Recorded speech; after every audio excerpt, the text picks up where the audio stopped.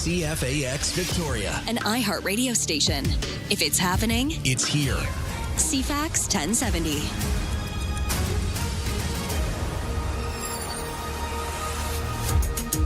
Oh, hello. Good morning. It's 6 o'clock on Thursday, August the 20th. 14 degrees right now at the Victoria International Airport. Expecting another sunny day. We'll get you a full forecast in just a moment. Right now, the news begins. We say good morning to Lisa Best. Good morning, and thank you, Ryan. North Couch and Duncan RCMP investigating a break-in at a local business. It happened early Monday morning, just after 6 o'clock. Police say someone broke into the Ginger Room Salon on Craig Street, gaining entry through the front door. Surveillance video shows a suspect making a beeline for the cash register at the front counter. Police haven't said what, if anything, was taken. The suspect, described as white with a medium build, dressed in black. He was carrying a black backpack with a teal container on the sides. That would be the only obvious marking evidence. Anyone with information is asked to call RCMP in that community. We're slowly getting a trickle of details on this new pending trade deal between Canada and the U.S. as negotiators hammer out the final agreement before tomorrow's deadline. It's 9 o'clock our time tomorrow night. But once again, it's mostly U.S. officials who are speaking publicly about it. CTV's Michael Couture has the latest from Washington, D.C., where trade officials addressed the media following yet another meeting yesterday. Really strengthen the North American economy. Three sources tell CTV News there are reductions in the Section 232 tariffs on the table. Those would affect industries like steel and aluminum. We may bring some of the tariffs down to a level where other countries are, because Canada was paying a higher tariff. U.S. President Donald Trump has long complained about American access to Canada's supply-managed dairy sector. The tariffs will be non-existent for our farmers. Our farmers were paying tremendous tariffs into Canada, and those tariffs are going to be totally eviscerated, down to zero. Meantime, Canada-U.S. Trade Minister Dominic LeBlanc insisted yesterday supply management remains intact and protected in this new deal. The devil could be in the details here. As American officials champion their work reaching a deal, learning more about the conversation between Mark Carney and Canada's premiers yesterday as he looks to get them on board with the terms involved. Ending provincial booze bans remains a key part of allowing this deal to move forward. CTV News chief political correspondent and CFAX host Vassy Kapelos explains what she's been hearing. The Prime Minister very directly made it a personal ask that essentially told the premiers this is what is necessary to advance this deal. And I am making the ask of you, and I will wear it politically should that be necessary. The sources I spoke to said that there's cautious optimism among the premiers, and that, you know, by and large, the impression left was that most, if not all, are willing to kind of help the Prime Minister out. She says the premiers are reserving the right to reinstate booze bans and should Donald Trump impose any future tariffs. Meantime, reaction to this nearly sort of kind of finalized deal is mixed so far. I think the whole thing's kind of ridiculous. Like, we should have a good relationship with Canada. I hope it's over, and I hope it doesn't happen again, but we've gone through this multiple times. There was skepticism among many, not just about whether this deal will get done, but also whether U.S. President Donald Trump won't change his mind down the road. He, goes one way one day, and then, 3 weeks later he goes, oh, well, that was the worst deal ever, and, so who knows what's going to happen. Heather Wright, CTV News. We'll keep you posted. We thought maybe they'd move back to North Saanich since they loved being on the island so much, but no, it looks like Prince Harry and Meghan Markle have announced their plans to move from California back to the UK. The reports indicate their children are set to start school in the UK in September. The move comes not long after Buckingham Palace confirmed the couple reunited their children with their grandfather, King Charles, and Queen Camilla after 4 years apart. The family has been living in Montecito, California since 2020, saying they wanted to step away from their royal role. And have a listen to this news. National Radio Day. August 20th is set aside to honor the pioneers who brought what you're listening to now to life. From Heinz to Tesla to Marconi, the pioneers who laid the groundwork for wireless transmission, to Reginald Fessenden, who made the first entertainment broadcast in 1906, to groundbreaking stations like KDKA in Pittsburgh. We also remember the role radios played throughout history, taking you live to events that shaped the world. So listen, enjoy it. And if you'd like, let the DJ or host know you appreciate them. In New York, I'm Daria Albinger. DJ Ryan, it's got a ring to it. Oh, that's a great story. Happy Us Day, Lisa. Happy Radio Day. Radio Day. We knew we were getting up early for a reason, and you're it. That's your news at 6:05.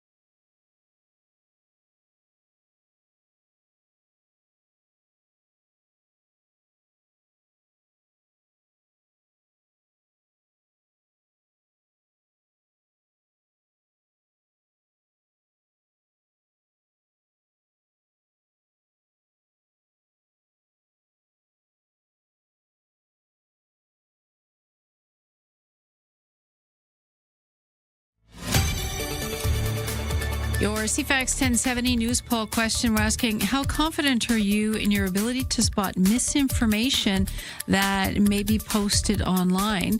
Currently, 28% are very confident, 65%, the vast majority, are somewhat, 8% aren't confident at all. That's your news to 6:06. I always find those interesting when you're dealing with information you don't know about. You're just curious about something. You look it up online. You're like, oh, that's really interesting, all of this stuff. And then you look up something that you know deeply about, and you realize all the inaccuracies. And then I tend to think, well, hang on. If all of this is half wrong, what about the stuff that I was reading about the thing I didn't know about? Right. Could that have been all wrong and I just didn't know? Yeah. That's sort of... it's a solid yes. Yeah. And I think that's our challenge moving forward with anything online is you got to do your homework. Yeah. Totally. Yeah. It's a weird world to be living in with all these new AI tools giving you information that may or may not be right. Anyways, where am I going? I'm going over to... What, you don't think you can skateboard on a corgi? What?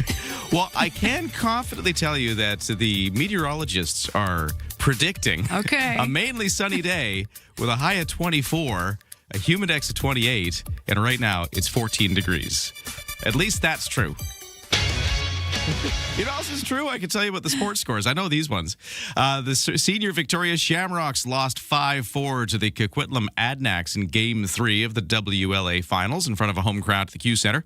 That puts Coquitlam into a 2-1 series lead. Next game tomorrow, back in Coquitlam, so home court advantage for the Adnacks tomorrow as that series continues. WLA final. At the Minto Cup, in our other big Shamrocks lacrosse event we're following, this is the junior A level. Victoria Shamrocks got through to the final set of games. They're doing great. They beat the Calgary Mountaineers 9-2 last night, and the Shamrocks will now move on with the Raiders Lacrosse Club to play in the final round of the Minto Cup. Over to soccer, Houston leapfrogging Vancouver into the top spot in Major League Soccer's Western Conference standings. Jonathan Bond earned his fifth straight clean sheet in the Dynamo's 1-0 win. Elsewhere, Montreal edged Columbus 2-1. Toronto FC played Charlotte FC to a 3-3 draw. And frustrations for the Blue Jays last night, as much of the blame for their 7-6 loss to the Rays is now being placed on two hard-to-ignore defensive mishaps by outfielder Jesus Sanchez. Starting pitcher Max Scherzer showed his anger with those plays on the field, but after the game, he refused to throw his teammate under the bus. Here's what he said in the post-game. Obviously, misplay mistakes, but I'm not going to sit here and point fingers and talk about those things. I look at myself and I take account for my mistakes. I'm a team guy. I don't sit here and point fingers and talk about other people's mistakes. I talk about my mistakes, and I'm accountable, and I stand here in front of myself and answer mistakes that I made. It's a good thing they do the interviews post-game and not in the moment. That's what that is. Anyway, the Jays remain one game back of a playoff spot this morning, and they wrap up their series in Tampa Bay this afternoon. That's your CFAX Sports at 6:09.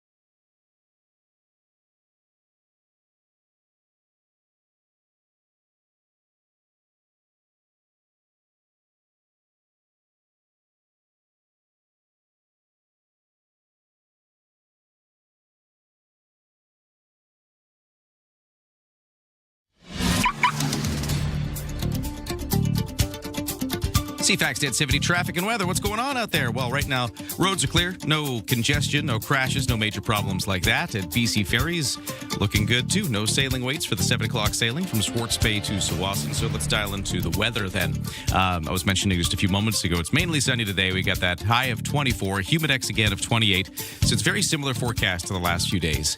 As we look ahead into the week, tomorrow is our warmest day of the next stretch with a high of 26 degrees. And again, a bit of humidity in there, which is going to make it feel even warmer than that. It's a humidex of 31. So warmest day so far. Then we get into the clouds. And you know how I've been saying, if you've been listening all week, and you could hear my trepidation in my voice. We're listening. Every day You're this week I've been pausing a like, lot. the forecasters are saying clouds this weekend, but so far no rain. I've kept saying. So far no rain. Keep saying. Didn't believe it. And lo and behold, look at this forecast. It is now overcast Saturday and Sunday with some showers coming overnight Saturday. Maybe a few scattered showers continuing into Sunday. Do you remember what I said on Monday? What did you say on You Monday? said cloudy. I'm like, it's going to rain. Yeah, you did. You did. And the whole week, I've also been like, I don't know. It says all these clouds, but... You know why? Why? Well, it's the weekend. No, No? because we have high humidity right now. Yeah. And with that, there's usually a chance of storms. Well, and there's some little lightning bolts in that forecast, too. yeah. Well, there you go. We got a bit of rain coming. For the Smattering. For the greater Victoria area, kind of overnight into Saturday, overnight Saturday into Sunday. But it does clear up right on time for Monday of next week. Figure. Yeah, it's going to look back to the mix of sun and cloud with temperatures into the 20s once we hit Monday. But there you go. That's what the forecast is doing. We'll keep our eyes on it. And if you are in Saanich by the University of Victoria, you're sitting around 15 degrees right now. It's 12 degrees in Langford. On the markets, opening bells to ring a little later this hour, so let's take a look at how the markets closed off yesterday. Here's Aaron Sousa. Canada's main stock index nudged higher yesterday after the U.S. paused plans to impose hefty tariffs on Canadian goods. Toronto's S&P TSX rose 33 points to 36,401. In New York, the Dow was up 119 points. The Nasdaq was up by 41. In Tokyo this morning, the Nikkei climbed 1.3%. The Hang Seng in Hong Kong gained 203 points. Our dollar's trading near 72.59 cents U.S. Some premiers are optimistic about a Canada-U.S. trade deal. This after President Trump announced a 3-day pause on 50% tariffs. Nova Scotia's Tim Houston says provinces have been asked to restock American alcohol in exchange. WestJet must eliminate its 300-pound weight limit on mobility aids by next July. The Canadian Transportation Agency has ruled it an undue barrier for those with disabilities. And CTV is switching its daytime talk show The Social to a video podcast on YouTube. Co-host Marissa Grello is also stepping away to focus on her health podcast. From the Canadian Press, I'm Aaron Sousa. Don't attempt your morning commute without us. Ryan and Lisa, mornings on CFAX 1070. And we're so glad you could join us here on a Thursday morning in Victoria as we get this day rolling. And Lisa, you've been talking about in your news all of the sort of next phase of this trade situation with the U.S., which seems to be, can Mark Carney ask really politely for all the premiers to please put the alcohol from the United States back on the shelves? It would really make things go easily, fellas and ladies, if you could just do this for us. Throwing alcohol into any kind of relationship, I find works very well in negotiations. Yeah. We all just get along. And then if you have too much, you end up fighting. But, well, we're already past that point, actually. Yeah. That ship has sailed. But, yeah, it's interesting that booze is sort of the low-hanging fruit in this discussion. It's what everybody's picked up on. Of all the other things, like we say, from honey to hockey sticks to widgets, like everything that they were looking at, what was it, drapery or something at some point? I don't know. I can't keep up with what they're going to tariff. But their sticking point is the fact that we're not carrying their booze, which tells me how much the American Alcohol Association, that's probably not what they're actually termed. Yeah, whatever represents them, The people that make bourbon down in Kentucky, how much they're complaining and how much we actually buy and consume of this product. Oh, I think some of this, I can't remember any of the numbers off the top of my head, but there certainly have been stats I've seen over the course of this trade dispute where the Canada is a huge market for some of these places. And the fact that we do have these giant provincial monopolies, take the BC Liquor, for instance. I mean, it's the the big It's a juggernaut. provincial juggernaut that is buying. So even though there might be countries with bigger populations, just as a single customer, it's a pretty big customer to lose if all of a sudden, the BC Liquor Board or that entity stops buying all of your booze. It shows up on your stats. Yes. And that's dollars and cents for the producers. And that's just one province. So anyways, after, this time yesterday morning, we were just sort of reacting to the fact that at the last minute, Donald Trump had called off his massive tariffs. A deal we heard was in the works. But part of that all is, as you said, this alcohol ban. Yes. So yesterday, we learned that Prime Minister Mark Carney has reached out to the provinces and asked them to restock American alcohol. Seems like he's gone a bit hat in hand with this one. A little bit, yeah. Yeah, because he realizes it's completely provincial jurisdiction, and many, including David Eby, seem to have drawn a very firm line in the sand of no. Yeah, because just a month ago, Premier Eby said, I believe the quote is not a chance in HE double hockey sticks that we would ever put the American booze back on our shelves. Too. Yeah. So what about the response to Mark Carney's ask? Well, we know that at least for his part, Premier David Eby did put out a statement kind of confirming that we stand with Team Canada, but he didn't specifically mention what we will do about the U.S. booze. And we've had other premiers saying they want to see more details before they make any decisions. So this all leads me to a question that I'd love to ask you out there at 71010 if you want to text us. Say here in BC or in the other provinces we do this. We put the American booze back on the shelves to make this deal work. Would you buy it? Or, because I think that's the other thing. Part of me thinks let the provinces put it back on the shelves. Let it be an option. Let that stop being a trade irritant. But it doesn't mean consumers have to buy it if you don't want to. So I personally feel like just letting the public make the decision instead of the government's making the decision is a good move. What do you think, though? Would you buy the American booze if it was back on the shelves? Would it be everything's all nice for you? Well, the reality is in private liquor stores, you can buy it. It hasn't gone away. It's only in the provincial one. So it's not like you can't get it here. It's not like it's bootlegging or under the table or something. It's still widely available. It's just not at your BC liquor store. However, it is a good question because we've asked it in the past and everyone said, no, keep the ban up. Should we drop the ban? Should we keep it on? And I think it was 85% saying, no, keep it on. And earlier this week, over 80% said, yes, we should be playing harder ball with the U.S. What's unfortunate here is we had Jeff Ginyard on yesterday, and he said, we've always gotten along splendidly. Yeah. With our American producers and with the, say BC wineries and BC alcohol production, we've always gotten along so well. And it's really unfortunate this is happening. Maybe we should have those people at the table more. Just a thought. What do you think? 71010. We'll get into that conversation in just a moment. But first, it's time for the news. And here with the headlines, it's Lisa Best. Thank you. And wildfire situation, we have 123 wildfires currently burning this morning in this province. 43 of those are considered out of control. We've had 6 new starts in the last 24 hours, 18 fires burning on Vancouver Island as of this hour. That includes 6 considered out of control, going in the right direction. We had 8 out of control yesterday. Firesmoke.ca shows wildfire smoke levels across Greater Victoria and the vast part of Vancouver Island, actually fairly non-existent today, at least for southern parts of Vancouver Island. Today into tomorrow, it looks like very, very clear skies with the warm weather we've got underway. On the mainland, a stage re-entry is continuing in the community of Summerland, where about 50 buildings were lost to the Bald Range wildfire, where residents were forced to flee, sometimes with a moment's notice, earlier this month. From fire to water, the province has issued a new temporary protection order to the Salmon River watershed, where Chinook salmon have returned to spawn.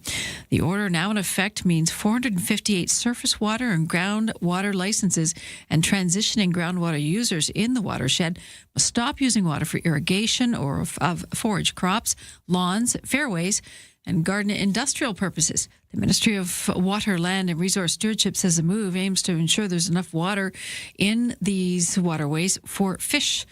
It says technical staff have been monitoring conditions. It shows a previous temporary order that was posted on July 28th, then rescinded on August 8th, as farmers and ranchers dealt with increased wildfire risk in the region. So pretty much everyone needs water at this point, including the fish. And Canada's biggest grocery chains find themselves in quite a sticky situation after being accused of negligence for selling watered-down maple syrup in their stores. The class action lawsuit filed in Quebec's Superior Court claims that Loblaw, Metro, and Sobeys betrayed customers' trust for years by selling cans of maple syrup from a producer southwest of Montreal that were allegedly cut with cane sugar, though they were advertised in the packaging as being pure maple syrup. That's your news to 6:20. We'll get into that conversation with you at 7:10. Should BC put U.S. liquor back on the shelves? And if so, would you buy it? Your reaction next.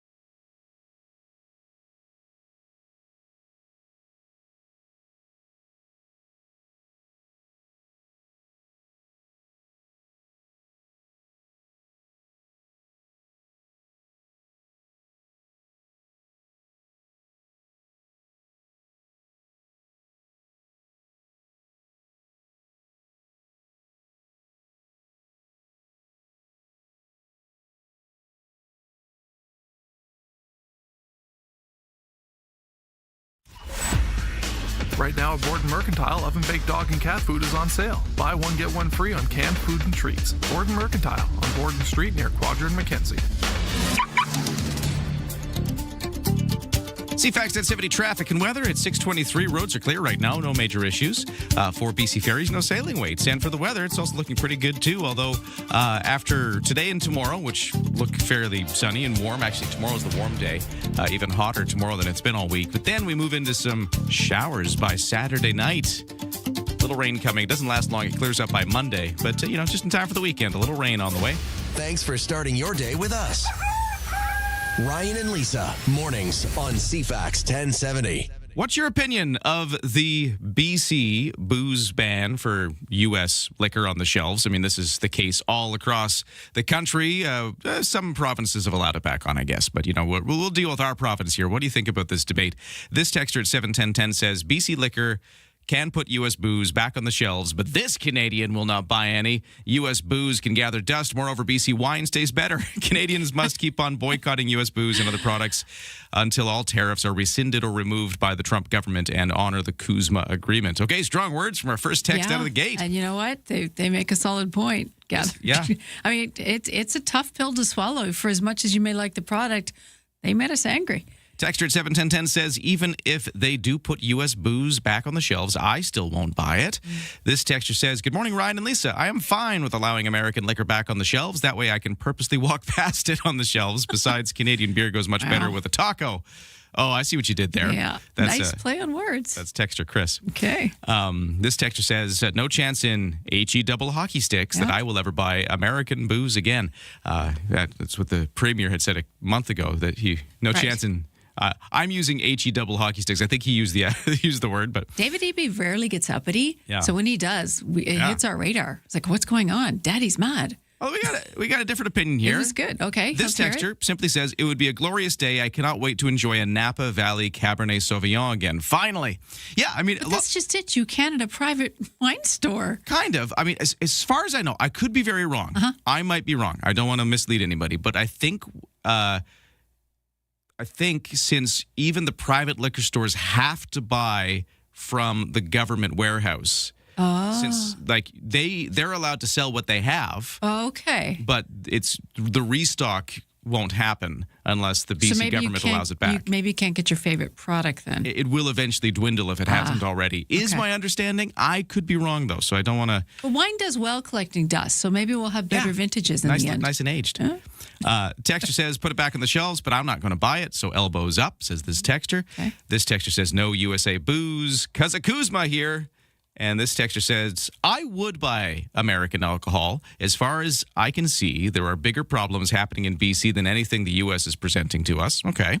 And then this texter says, I think dropping the ban is fine now. I think we've made the point. And if that makes the tariffs go down, then it means we're flexing our power correctly. But also, I won't be buying it. Well, actually, they have a point because if we're using it as a leverage stick, it certainly has made a dent, hasn't it? Yeah. No. So... Yeah, maybe it was a good move, but maybe it is time to use it as a playing card. They can put it back, but we don't need to buy it. Put it on the bottom shelves, says this texter at 71010. Let's see, this texter here says, if it gets a reasonable deal, put the liquor back on the shelves. We can choose whether or not to buy it. Lots of folks are still not buying other U.S. products. Just ask a grocery store. Obviously, this strategy helped get the deal. We can always do it again if the deal isn't honored, since we know it works. Gotta support the team, says this texter at 71010. And then this texter simply says, I can't wait to get a good bourbon. Bring it back. I got a bottle sitting in my cupboard that I bought probably a couple years back, and I'm waiting to have a whiskey sour, and I'm just waiting. Yeah. Because once we get this all done and dusted and sealed, then I'll worry about buying another bottle. But I don't want to crack it open because I bought rare. it like 2-3 years ago. It's like I'm just waiting. Yeah. Maybe I'm waiting for that celebratory drink. So there you go. When we finally become friends again. That'll be nice. I'm looking forward to that day. Yeah. I'll drink what I like, and if it's American, then I'll drink it, says the texter. Well, and that's a good point. Like, that's why I think just taking the government out of this equation at this point, since, as some of our texters have correctly pointed out, it's worked. Clearly, the booze ban the provinces did got the attention of the Americans, and we could use it as leverage. But at this point, maybe leave it up to you, the individual, to make your decision. And it is ultimately up to you as the individual. But there's a lot of high emotion in play here. Canadians don't get mad that easily. Yeah. You know, we say sorry a lot just because. People from other countries ask me, why do you say sorry? I'm like, I don't know, it's just our thing. We're polite. So we're not sorry anymore. And it's showing up in our alcohol, in our drinks. This texter says a private liquor store recently had a full shelf of California wines, but virtually no bourbon. Oh. And I wonder if that's, again, I don't want to mislead anybody, but I wonder if that's the issue. Like, if they've run out of the bourbon, they can't restock it because there's no way to get a new stock. They could sell what they had, but if they still had a bunch of wines kicking around. I was in a private store on the weekend, and I was buying specifically from wineries in Summerland to show support. Yeah. I bought 2 bottles and not that many. But California was well stocked. So it's still there. Yeah. They still had a lot of product from stateside. But when it comes to hard liquor, your bourbons and your specialties from the States specifically, maybe not. Well, and this is just to get geeky about things. With wine, there's so many choices. Like, you've got a whole world of producers, either locally or you go to Europe, you can go to South America, you can go to Australia, you can go to South Africa. There's all these places making wonderful wines, whereas bourbon is pretty specific, I find. Like, it's people who are really into bourbon, like that. Yes. You're not finding good. Another option. So maybe that's why there's that difference. Need that much corn. Someone just texted, I really miss the orange juice concentrates. Bring back the frozen orange juice. Oh, well, hey, we got many more texts. I love this question because I think it's an interesting debate that this province is having, and our premier is probably discussing with his cabinet right now. What do we do? Do we do what the prime minister has asked us and put this back on the shelves in order to help make this current trade deal work and avoid the giant tariffs that we're trying to avoid. It's an interesting moment for the province. Loving your opinions. So we'll keep these going in just a moment, but we're a little late for the news. So, Lisa, we'll get to you in 2 minutes. Developing political story, a big doozy. Vashi Capellos. What started as a dull day is anything but. The top newsmakers. Your go-to political debrief. Daily. What is really going on? The breaking news. Just moments ago. And the entertaining analysis and debate to follow. I don't think you can sugarcoat it. It's an issue. It's not true, guys. Yeah. Vashi Capellos. There is a greater plan here. Vashi Capellos. Weekdays, 9 a.m. to 11. Bigger picture politically, which is on CFAX 1070.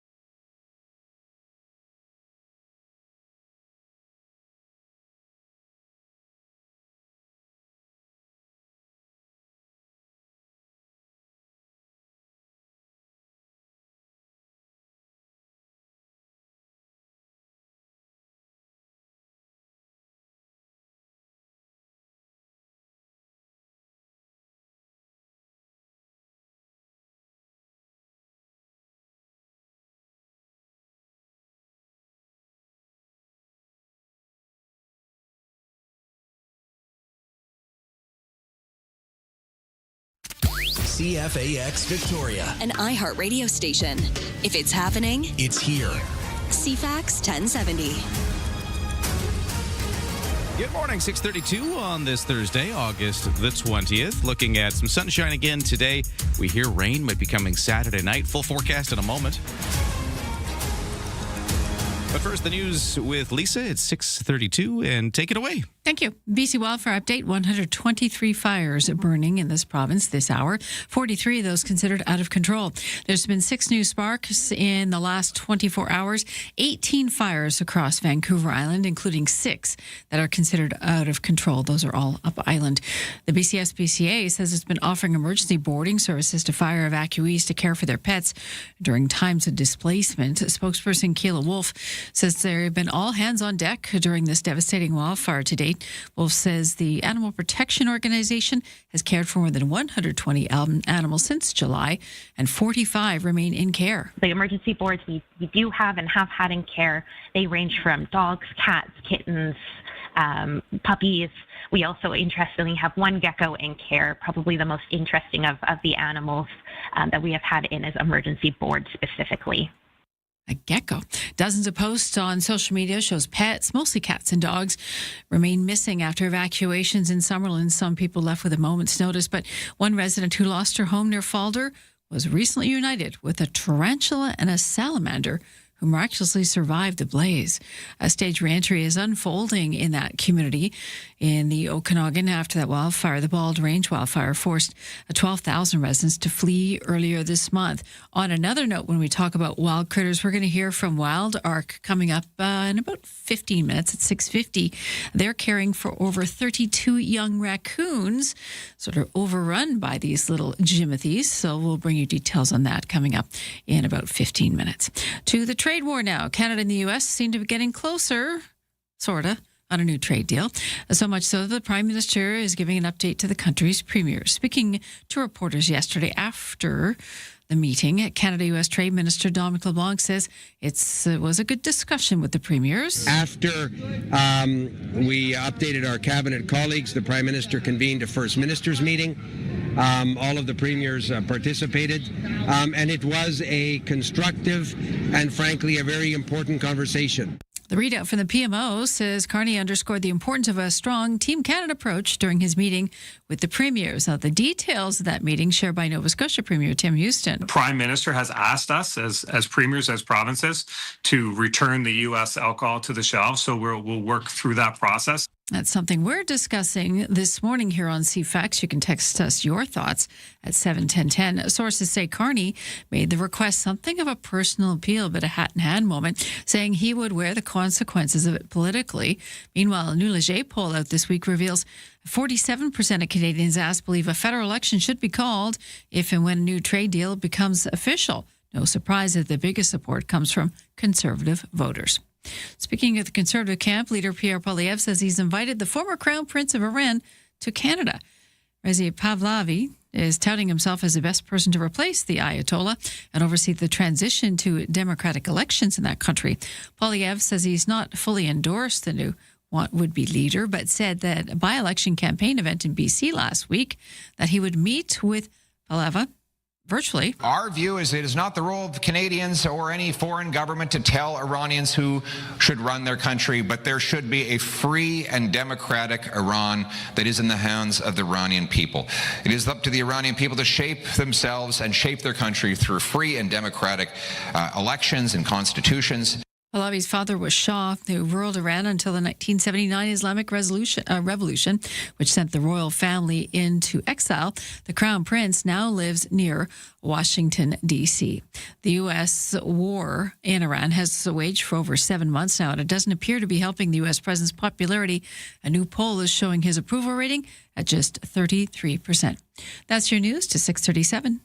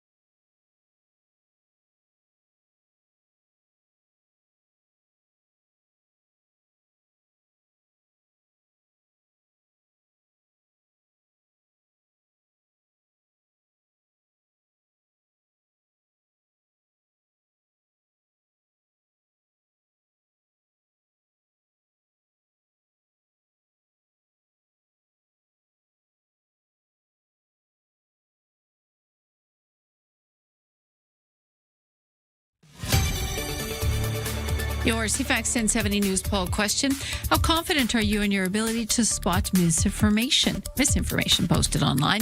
The vast majority, 65%, say somewhat, 26% say very confident, 9% not at all. You can vote at CFAX1070.com, also the iHeartRadio app. I'm Lisa Best, your news time, 6:38. Thank you, Lisa. We'll get back to your texts in just a second. What do you think? Should BC put U.S. booze back on the shelves, like the Prime Minister has asked us to do? And if it did get back on the shelves, would you buy it? But first, let's get to the CFAX 1070 sports. Lots of the local lacrosse to update. So the Minto Cup, let's start there. It's being hosted in Alberta. We got the Victoria Junior A Shamrocks now through to the final set of games. They beat the Calgary Mountaineers 9-2 last night. So with that, they move on to the final round, which will be the Junior A Shamrocks versus the Raiders Lacrosse Club. So that'll move on. Now for the Senior Shamrocks, they were playing last night at the Q Center. They lost 5-4 to the Coquitlam Adnax. This was Game 3 of the WLA Finals. So this puts Coquitlam into a 2-1 series lead. Next game tomorrow night back on the mainland. For the Blue Jays, 2 mistakes by outfielder Jesus Sanchez stood out like a sore thumb in the Blue Jays' loss to the Tampa Bay Rays last night. In the fourth inning, what looked like a routine fly ball was simply missed. And that's a popper. Short left with some hang time. And Sanchez has that one bounce and then kick away from him. I have no idea what he's doing. And I don't think anybody else does either. Tampa went on to score 5 runs in that very inning. Toronto responded impressively, but despite 9 hits, they lost the game 7-6. Jays and Rays wrap up their series this afternoon. And over to the Whitecaps, who were in action last night. Houston managed to leapfrog Vancouver into the top spot in Major League Soccer's Western Conference standings. Jonathan Bond earned his 5th straight clean sheet in the Dynamo's 1-0 win over the Whitecaps last night. That's your CFAX Sports 2, 639.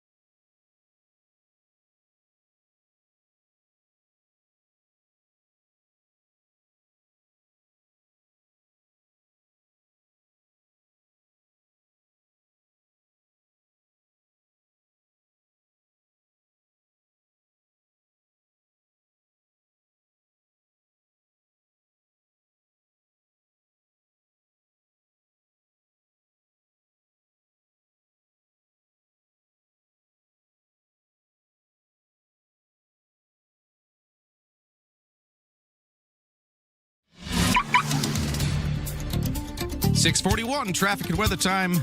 And it's pretty clear right now. Starting to see a bit of the volume building on the Trans-Canada Highway. No major issues, just folks slowing down through the construction zone where they continue to widen that bus lane. A construction project which I think still goes until next year.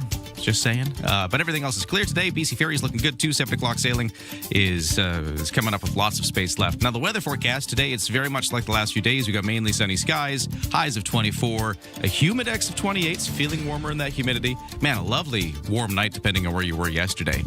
With a little bit of that humidity in there. I was outside for a bunch last night. Just perfect evening.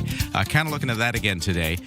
Tomorrow gets even warmer. We're going to see a high of 26, but a humidex of 31, so it could feel quite warm. We're also going to start to see the clouds build. And with all that humidity and all those clouds, it's coming. We now have the showers into the forecast. Sort of Saturday night is when it's expected, lasting until Sunday morning, and then maybe just a chance of showers into our Sunday. Clearing up by next week, though. Monday onwards looks like it dries up, and we get the sunshine back. In the kitchen, in the car, and at the office.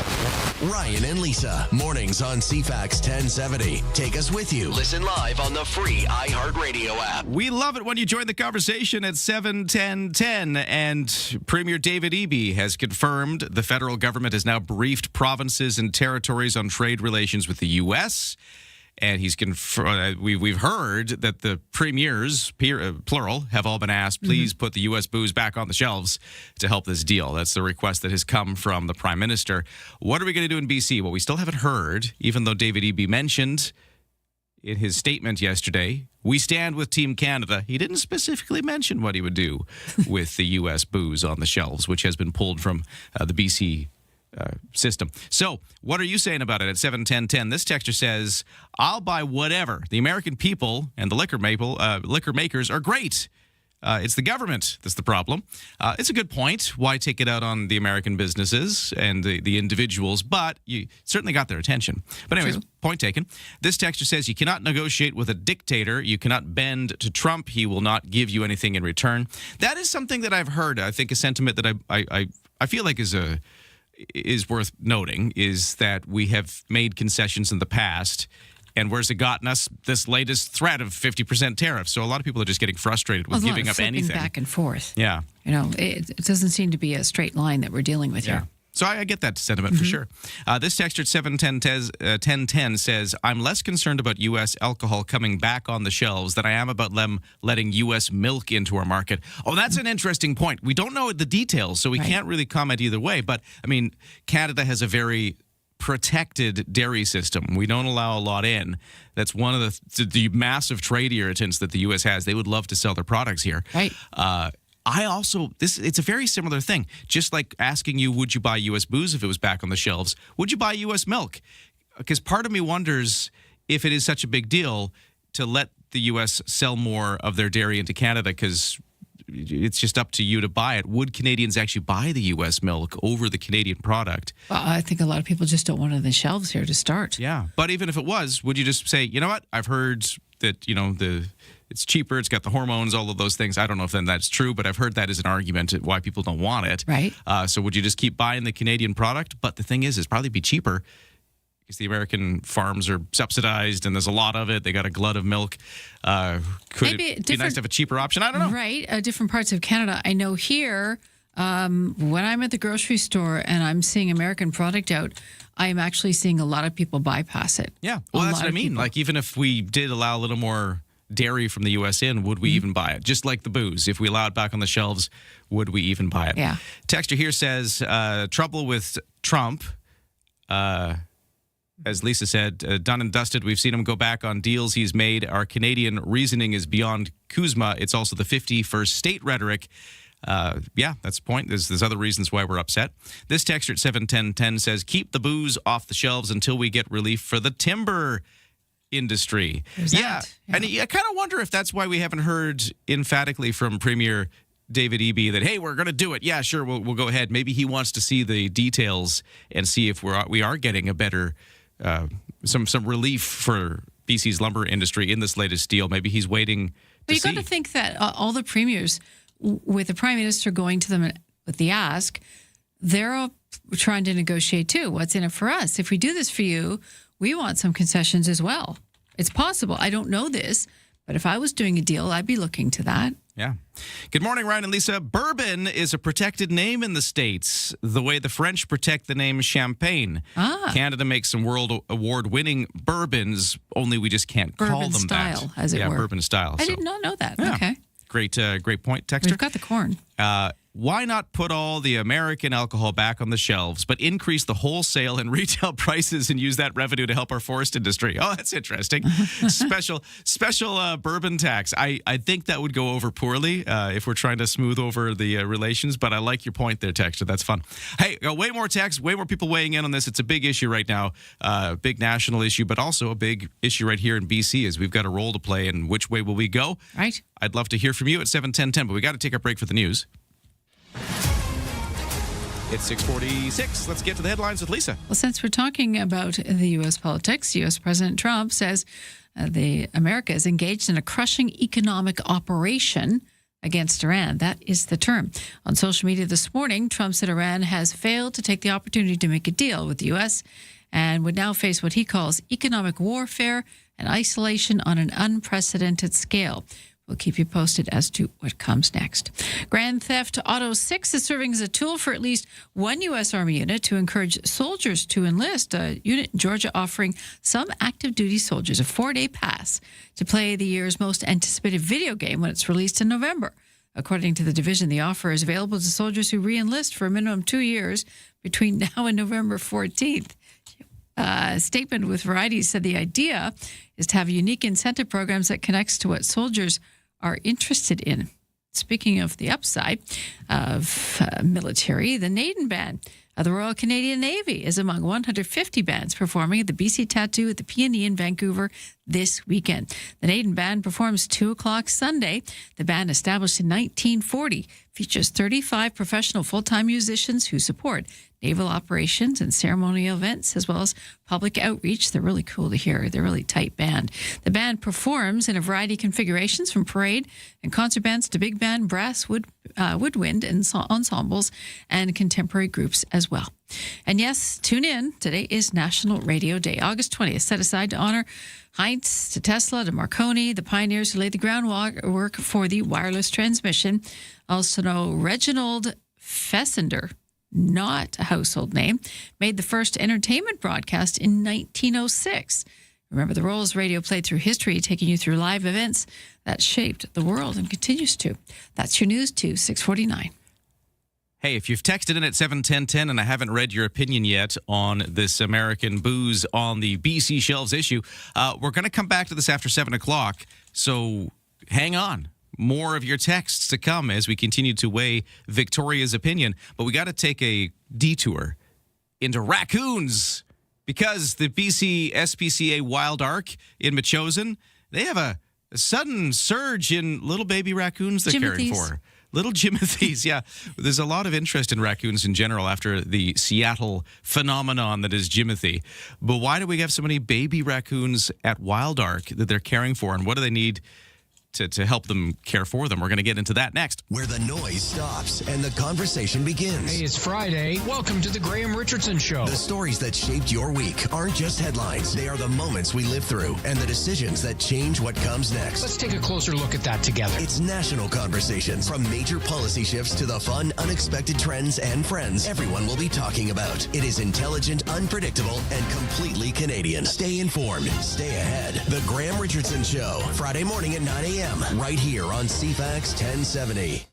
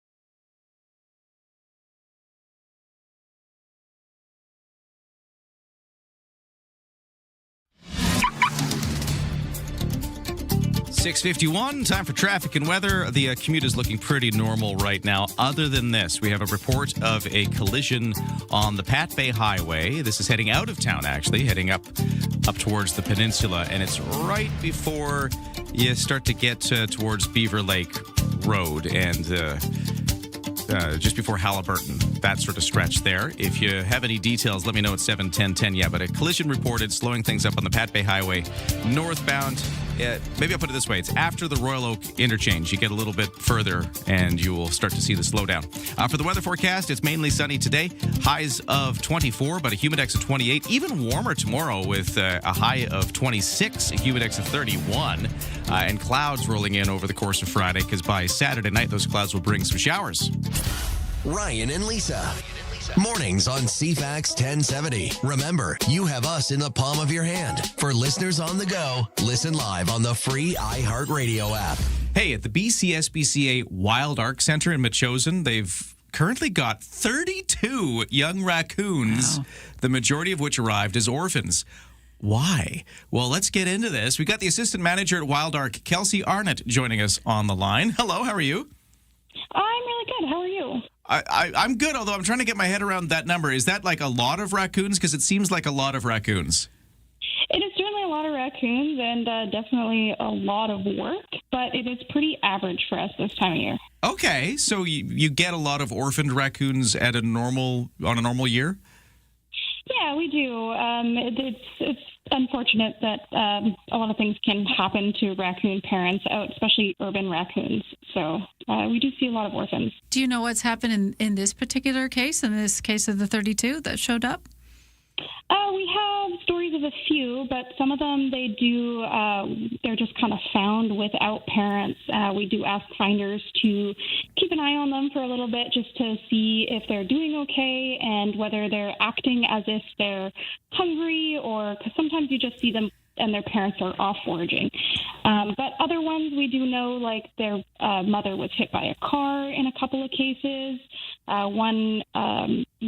The baby was caught by a dog, so we don't know if it was orphaned or not, but we wanted it to come in for care just to make sure he was healthy. So how old are these? What's the age range you've got there? So they would have been born in early July, most of them. So that's kind of the season that they are being born. So they're all pretty young. So that's why there's maybe so many right now, because this is just typically raccoon baby season? Exactly, Okay. yeah. That is the season. Any of them that are kind of born later, unfortunately, don't tend to make it just because it's not the proper season for mom to be getting the proper nutrition. Now, when they're young like that, are they very active? Like, are they keeping you busy? Oh, definitely. I mean, when they're really little, they're really cute and very easy to handle, and you got to bottle feed them, and they're a great time. But if you ask our volunteers, as soon as they hit a certain age, they are definitely very hard to keep busy, and they definitely don't want to be handled, and they're growling at you and running around, and yeah, they're very, very challenging to keep busy at this age. Oh, I want to kind of jump in on that a little bit, because there's a bit of a raccoon craze going on because of Huge. a particular one in Seattle named Jimothy. It was a little weird raccoon that's shaped a bit strange. He's a compact trash compactor. But a lot of people are kind of like into the whole raccoon thing right now. Do you find that some people actually might want to take these in as pets based on all of this? And would you advise against that? Unfortunately, a lot of people do. I get this question a lot about raccoon pets, and I 100% advise against it. It is not only illegal in BC to keep a raccoon as a pet, any wild animal as a pet. It's also they just do not make good pets. We do see it in like the States and things like that where you can have them. A lot of people will get them as babies, and again, they're wonderful as babies. They're cute. They can be cuddly, but as soon as they hit that sexual maturity, they become very aggressive. There's also a lot of risk of disease with raccoons. There's the raccoon roundworm, as well as other diseases that can be passed on to people, so zoonotic diseases. And then they're also just really smelly, really messy, and really crazy. So there's a lot of arguments against. Well, and because, you know, some people, like you've said, I mean, obviously, since you've got 32 orphaned young raccoons at Wild Ark right now, clearly, like, people are finding these things. And yeah, if anybody's tempted to like, oh, this thing is so cute, and it's well behaved, this little tiny baby raccoon, just know that there's going to be problems down the road if you decide to keep it in your house. And maybe that's why you'd want to call somebody like the BC SPCA's Wild Ark. Yes, definitely. Give us a call if you find a baby. I've had them growl at me and snap at me. That's not a pleasant experience. No. They're very territorial and they can get quite angry. So what do they eat? Because we all like to think they just eat garbage, but that's not the case. Yeah, natural raccoons' diet is really varied. They're definitely omnivores in the true sense of the word. They eat a lot of proteins, and specifically on the island, there's a lot of fish, mollusks, things like that. And then here at Wild Ark, we do feed them a lot of meat as well, just to keep that protein up. But they also eat, you know, berries and fruits and vegetables and things like that. Very varied diet. Basically, whatever they can get their little paws on. They're scavengers. But you, for feeding these 32 young raccoons you have, you are looking for some help in that process, particularly with the meat, right? Yes, we are. It is really expensive to feed 32 raccoons a high-protein diet, which is definitely what they need when they're really young like this, is they need lots of protein to grow big and strong. So we are currently looking for donations of meat, specifically frozen, like red meat, frozen fish, seafood, venison, anything like that. We don't accept chicken or pork. It just doesn't really have the right nutrition that we're looking for. And they can't be processed or seasoned or freezer burnt, unfortunately. I was just going to ask you that because I could clean up my freezer for you. We'd have a windfall there. But so you're also looking for donations too, right, to keep it covered? Yes. Money helps. Yeah, money always helps, especially with a nonprofit wildlife hospital.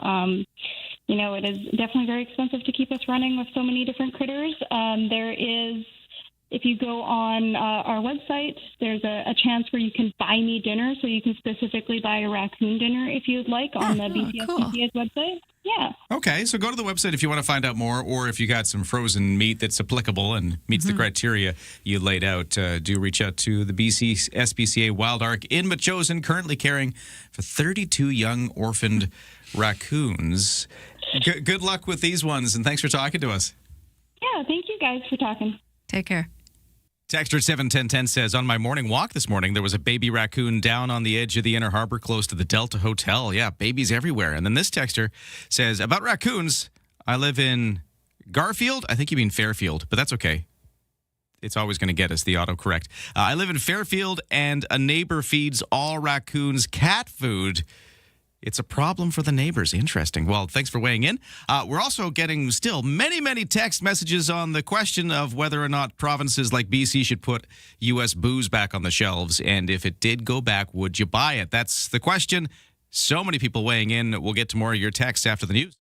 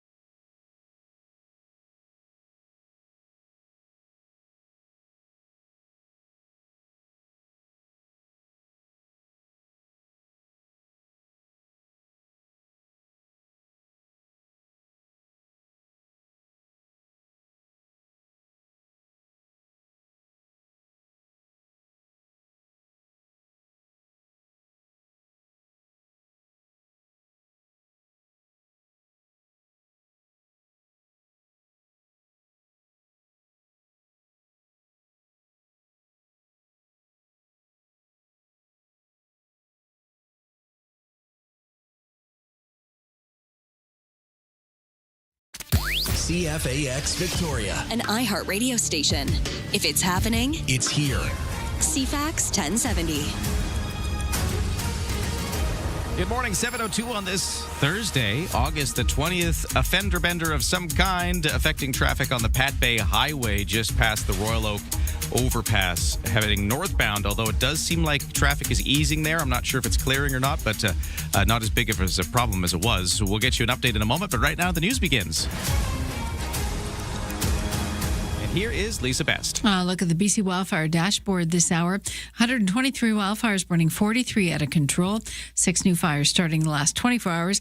There's 18 fires burning across Vancouver Island. Most are up island in wilderness areas, including 6 that are considered out of control. We had 8 out of control yesterday. The firesmoke.ca website shows smoke levels will be fairly non-existent today and tomorrow across southern Vancouver Island. On the mainland, a staged re-entry is unfolding in Summerland. After that, Bald Range wildfire forced 12,000 people to flee the flames earlier this month. More than 4,500 properties in Summerland have been taken off the evacuation list, but they remain on evacuation alert, meaning they should be ready to leave at short notice. The Bald Range wildfire that forced them out continues to burn out of control, but away from the community. Some residents are now returning home to the stenches of wildfire smoke and rotting food in their fridges. For others, there's no home to return to. Some on the outskirts are still waiting as crews assess the ongoing risks and work to repair power infrastructure. Jason White, The Canadian Press. We're learning a contingent of Canadian ministers now heading back to Washington, D.C. today for more meetings with American counterparts as officials try to hammer out the pending trade deal across the finish line. Friday night at 9 is the deadline. Locally for that. Other efforts by the Prime Minister continue here at home as Mark Carney tries to get all the premiers on board with the devil in the details. CTV's Jeremy Sharon has some of the latest developments. By all accounts, it would appear, the premiers were briefed on where talks were at. But again, it would appear that talks aren't totally over, and that the deal is not across the finish line yet. And so the big question still is what can be achieved today, and where does that bring us tomorrow when we get into day 3 of this extension that U.S. President Donald Trump granted Canada in terms of avoiding the 50% tariffs. And by then, will all the premiers be on the same page? Amid some of these more public conversations, the Prime Minister held some private ones yesterday, and in a meeting with the premiers made a personal appeal to put booze back on the shelves, American booze, that is. CTV's Mike Walker's getting reaction on the street. We'll stick with Canadian products, thanks. We found it no challenge really to move on from American red wines to Australian and South American red wines. The U.S. alcohol industry is hoping relations can return to normal. We have lost 73% of our exports. If American alcohol returns to shelves, a recent poll from Nanos Research for CTV News found 74% of Canadians are unlikely to buy it. I like California wines, and I want Ford to put it back. Many consumers still leery. I don't trust anything Trump says. I never have. If this is in fact a done deal. Mike Walker, CTV News. Kids going back to school soon enough, and an eye expert alerting parents of what signs to look for possible vision problems with children. Maybe it's not a reading problem after all. Margine Culp is a professor of optometry at the Ohio State University. Says it's very difficult to keep place when reading problems are caused by things being murky on the page. Difficulty paying attention and eye turning in and out are also indicating possible vision problems. A lot of times children don't realize that they have a vision problem, and it's often hard for them to articulate how their vision is, and many problems are not obvious. It's recommended school-aged children get an annual eye exam. Studies show kids who get screenings and glasses have a better chance at passing their exams. Makes sense. That's your news to 7:06.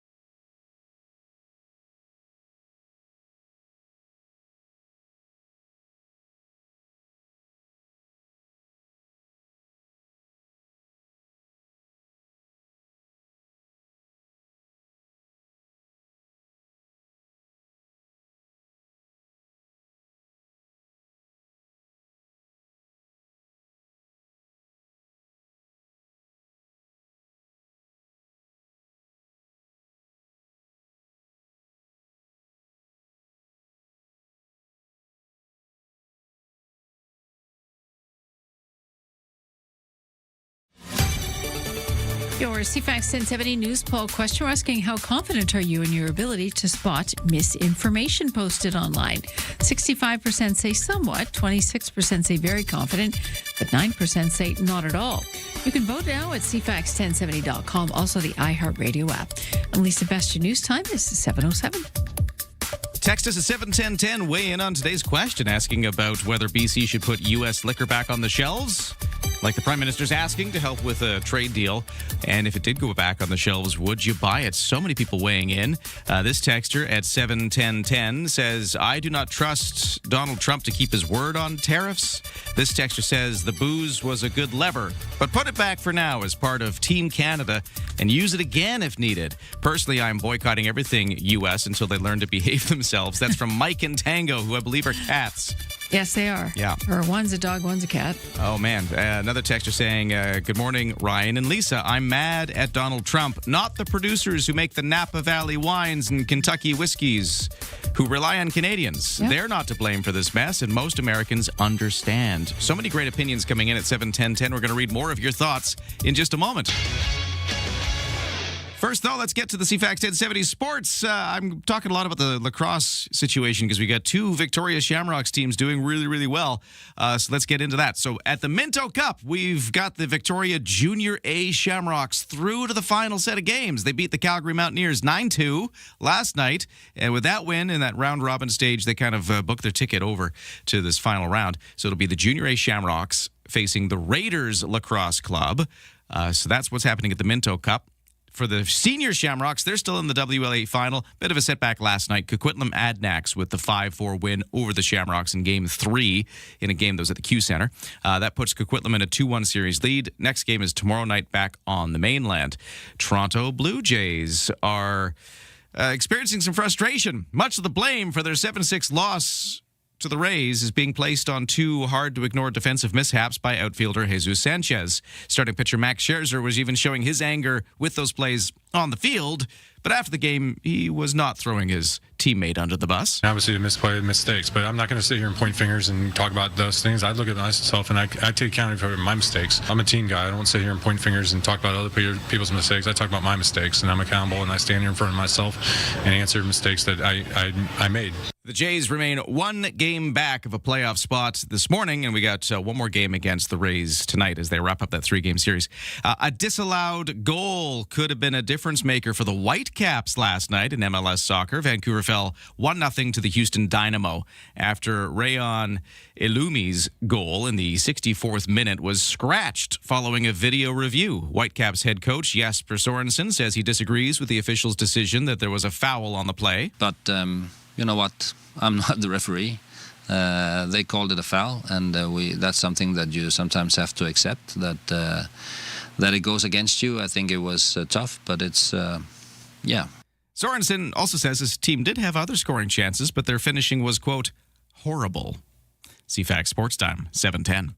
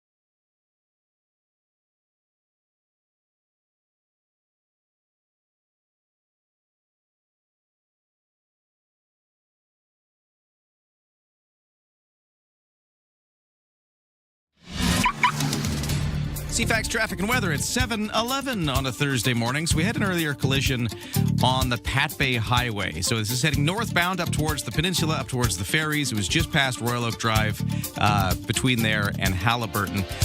I believe traffic is getting around it okay. There might still be some residual something going on. If you see anything, let me know at 7:10:10. I don't really know the nature of the collision, just that some kind of fender bender has been slowing things up northbound just past Royal Oak overpass. But traffic seems to be getting around it better than it was, so maybe it's clearing up. Let me know at 7:10:10 if you see anything. For the weather forecast, looking at a mainly sunny day, highs of 24, a little humidity back in the air. Very similar day to the last few. Tonight, lows down to 13. Tomorrow, it's warmer and more humid. It's going to be the warmest day of the week. Highs of 26, humidity making it feel like 31. And then clouds are also coming in. So with all those clouds coming in and the moisture, yes, the showers did show up. I've been reading this forecast all week saying, there's only clouds for the weekend, but I don't know. Yes, showers Saturday night. That's when we're now forecasting that, with a chance of showers through Sunday. Ryan and Lisa, mornings on CFAX 1070. Oversleepers, catch all the highlights on the latest audio podcast at CFAX1070.com and on the free iHeartRadio app. No, do not put liquor back on Canadian shelves. Stay strong, Canada, says one of our text messages. We got so many of these. People are really wanting to express their opinion on what BC should do. This after Prime Minister Mark Carney yesterday asking the premiers, please put the U.S. booze back on the shelves. It's all part of trying to make this deal with the United States that should get us out of that 50% tariff threat on a number of Canadian products, and also, I don't know, maybe get us a bit of a calmer situation with trade, although I think a lot of our texters are expressing distrust in the U.S. administration for good reason. Nothing's been calm yet. And since the Prime Minister's asked that of provinces like BC, well, what do you think BC should do? Because Premier David Eby yesterday didn't indicate what he would do. He just simply said he supports Team Canada. This texter at 71010 says, as long as Donald Trump is in power, there is no way you can trust what he'll do next. And that's from Lyle texting in. This texter says, the USA cries when we don't buy their products, but they think they have the right to put tariffs on a lot of our products. Yeah, it is maddening, isn't it, texter? You're right. It's a crazy situation. Yeah. It doesn't, I mean, it doesn't seem fair, but there's nothing necessarily fair in business. It's all what you negotiate. This texter says, the local brew made by the people that make the Empress Gin also make an excellent whiskey. Oh. They're not making it anymore, though, and it's our loss. Oh, so they don't do it anymore. Interesting. Yeah. There are some really cool craft distillery whiskeys and gins and all sorts of stuff being made locally, which I've been enjoying. They come out with specialties every summer, too, in the growing season, limited editions and that. So yeah, I like those ones that are rare versus just the, stock of, a large distillery that can create a large amount of product. I like the tiny. It's like Scotland. They pride themselves in having the smallest distilleries. This texter 71010 says, Donald Trump may have made a deal with Canada, but Trump didn't make a deal with me. All things American are off the shelves, including getting rid of my Dodge Ram. Okay. Oh, really? Traded in for a different truck. Love it. And another set of texts coming in on a different topic slightly, because we were mentioning that one of the things out of this trade deal that we don't know quite the details on is dairy. Yes. The supply management in Canada, our protection of our dairy industry, one of the big trade irritants. And I was just sort of asking, how would people feel about this? I mean, we're talking about putting U.S. booze back on the shelves. What if we put U.S. milk on the shelves or dairy products? Would you buy that if it showed up? Texters weighing in on that question. This texter here, let me see if I can get to that. I don't know if I would trust U.S. milk, says one text message. Another texter says... where is it? Oh, man, there's so many text messages right now. It's hard to get through it all. This texter says, I'm less concerned about the U.S. alcohol coming back on shelves than I am about letting U.S. milk into the market, which is an interesting take. People are concerned about that. This texter here at 71010, oh, I've lost it. So there was another one just sort of expressing, there it is. Yeah, no to American milk. I grew up on a local farm, support our farmers. This texter says, good morning, Ryan and Lisa. The American dairy industry is subsidized by their government up to 30%. Plus, they allow a hormone called RBST to be given to their cattle, which we do not allow here. It increases stress and risk of disease of cows. Okay. So there's a few opinions on that. There's a lot of, the whole dairy thing gets very complicated and heated because... It's different. On one hand, you're protecting the Canadian dairy industry. Right. And also on that same hand, you've got worries about the American milk and hormones and things like that. But on the other hand, if we open up the market, we could get a lot more affordable dairy products in. But at what cost to Canadian producers? I think it's quite the debate. We still don't know if or what that end of the deal looks like, if it showed up in any way in this trade negotiation. We haven't got those details yet. The lack of opacity is a problem too. Yeah. I mean, the fact that we're not being able to read the fine print. We can't pore over this document. We don't know what's in it. And so the fact that we're not really being told much adds to the distrust that we have towards making this deal. Even though we have people in power that are, well versed on how to negotiate the art of a deal, we still look at it and go, well, we don't know we're having to basically go blind into signing this, as the average Canadian feels that way. We don't know all the devil in the details. We know milk and alcohol, but there's so many more facets to this, and the not knowing is frustrating. Yeah. And actually slightly fearful too. And then this texter 71010 says, supply management equals increased cost to Canadians. Let the consumers decide. And that's where I was kind of thinking here, because we're talking about, hey, if we put the U.S. booze back on the shelves at the government level, it doesn't mean us consumers have to buy it. You can still have the choice not to buy American, but at least that puts it on the individual. That could be an argument for the milk as well. What if we did allow the dairy in? It doesn't mean we have to buy it, and if nobody buys it, we won't put it on the shelves. So should that be a government decision or should it be a consumer decision? Interesting debates all around. We'll keep having them here, but we should take a break for the news. It's 7:18. Here are the headlines with Lisa. Thank you. Good morning. Despite the nearby Bald Range wildfire burning in the mainland, the Okanagan is still out of control. Residents in the small community of Summerland are returning to their homes and businesses. Some 12,000 people were evacuated due to that fire burning, actually into the community. About 50 buildings were lost. More than 4,500 properties in the town were taken off the evacuation list after about 10 days. They do remain on alert, though. In an update yesterday, the Regional District of Okanagan-Similkameen spokesperson said that returning would be very different for everyone, since some people do not have standing homes to return to. Some who live on the outskirts of that community and in rural areas are still waiting for return as crews assessed ongoing risks and repair power infrastructure. A lot of hydro lines down, a lot of power is still out in the area. U.S. President Donald Trump says he does plan to meet with North Korean leader Kim Jong-un this year. While speaking outside the White House yesterday, Trump was asked about his relationship with the dictator from North Korea. He says he gets along with him very well and added, as long as we have a smart president, he's going to be fine. Neither the White House nor North Korea have confirmed plans for a meeting. Trump met with Kim 3 times during his first term. A new iHeart Media consumer study reveals that broadcast radio remains a powerhouse for Gen Z. Data shows more than 80% of listeners born between 1997 and 2012 turned to traditional radio to avoid the high pressure and social judgment of curating their own digital playlists. According to Nielsen metrics, broadcast radio reaches 90% of teens monthly, outlasting streaming platforms like YouTube and Spotify. By the way, today is National Radio Day. And that is your news to 720. Can I just say, even though I can find all of my favorite songs on all of these streaming platforms at a whim, there's still something special about hearing your favorite song come on the radio. Yes. It's better when it randomly shows up on the radio. You Agreed. crank it up at the car and you're just so thrilled. You could have put it on Spotify or whatever. You It's easily that could have found it. random chance of finding it, right? It's like that thrill of the discovery rather than... Agreed. Yeah, I don't know. It's something special about it. It's a good point. We've been talking about lacrosse because at the Minto Cup, the Victoria Junior A Shamrocks are doing wonderfully. They're through to the final round.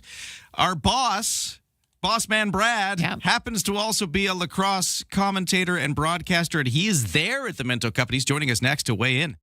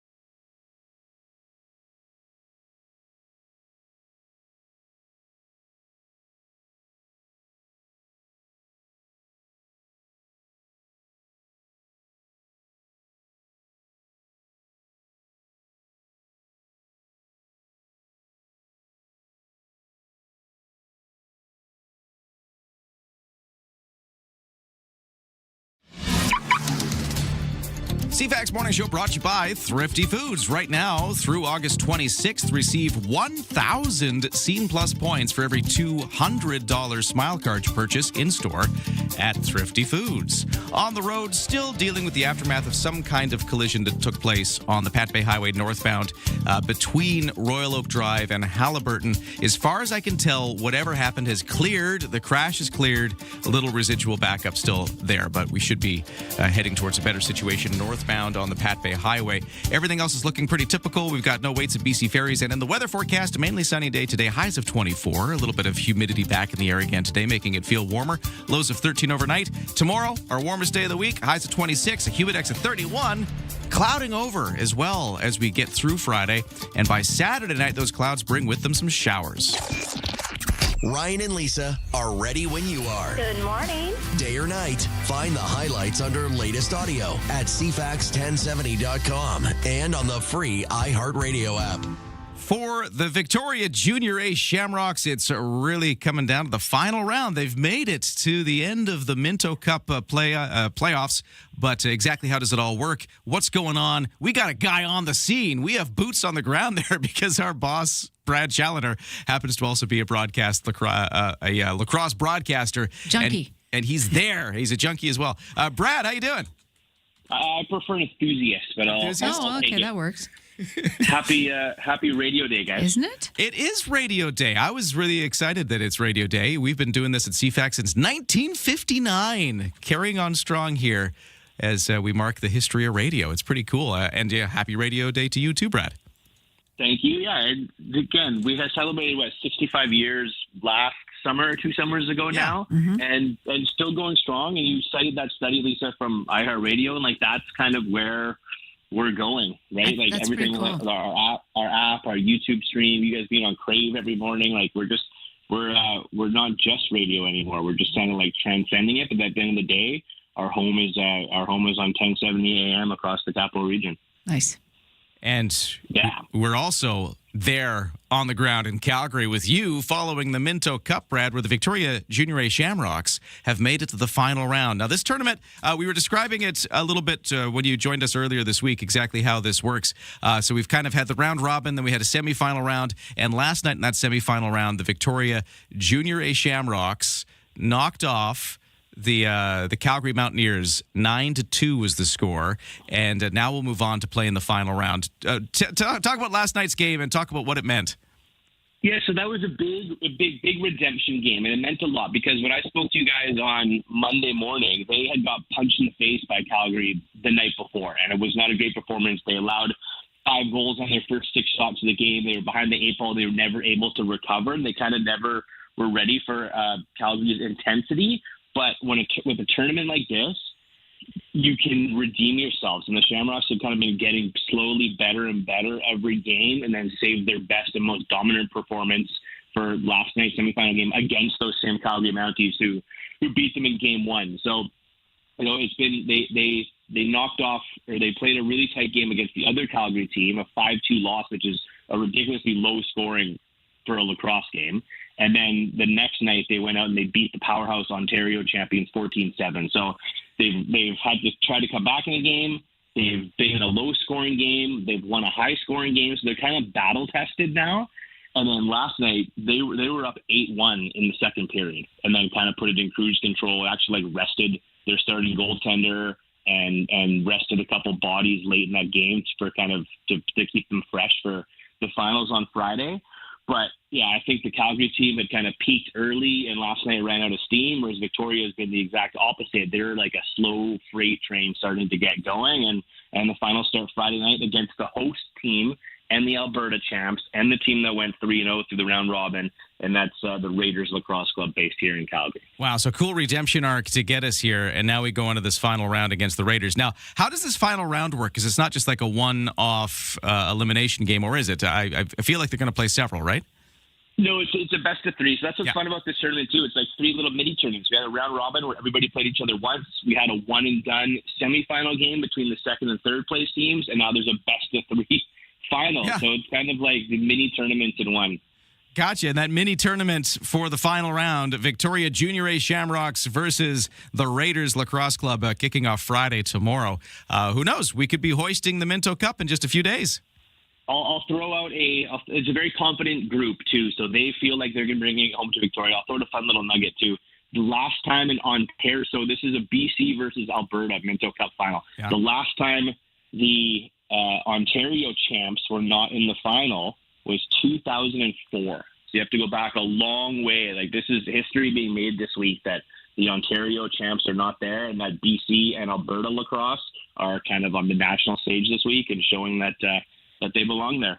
It's Boss Man Brad. He's also a lacrosse broadcaster, and he's there at the Minto Cup in Calgary. Hey, maybe we'll touch base one more time, hopefully to celebrate the Victoria Junior A Shamrocks being Minto Cup winners, hey?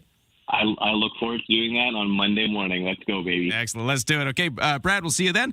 We got to take a break. We got the 7:30 news coming up next with Lisa Best. From CFAX 1070. Here's what's happening around the island. 40 years of Fringe magic. Experience Victoria Fringe Festival, August 26th through September 6th. Feel the roar at Pacific FC. Get your soccer tickets today at cplsoccer.com. West Shore Swap Shop and Market is at Rally at Royal Bay every Sunday. Support Goldstream Food Bank with a $2 admission or a food donation. Get more event info at cfax1070.com. If it's happening, it's here. CFAX 1070.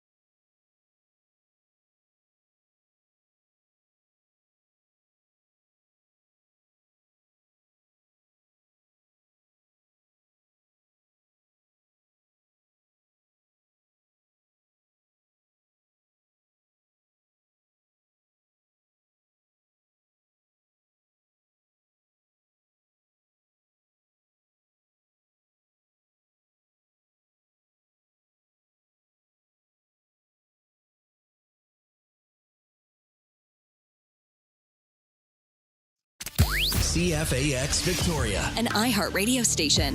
If it's happening, it's here. CFAX 1070.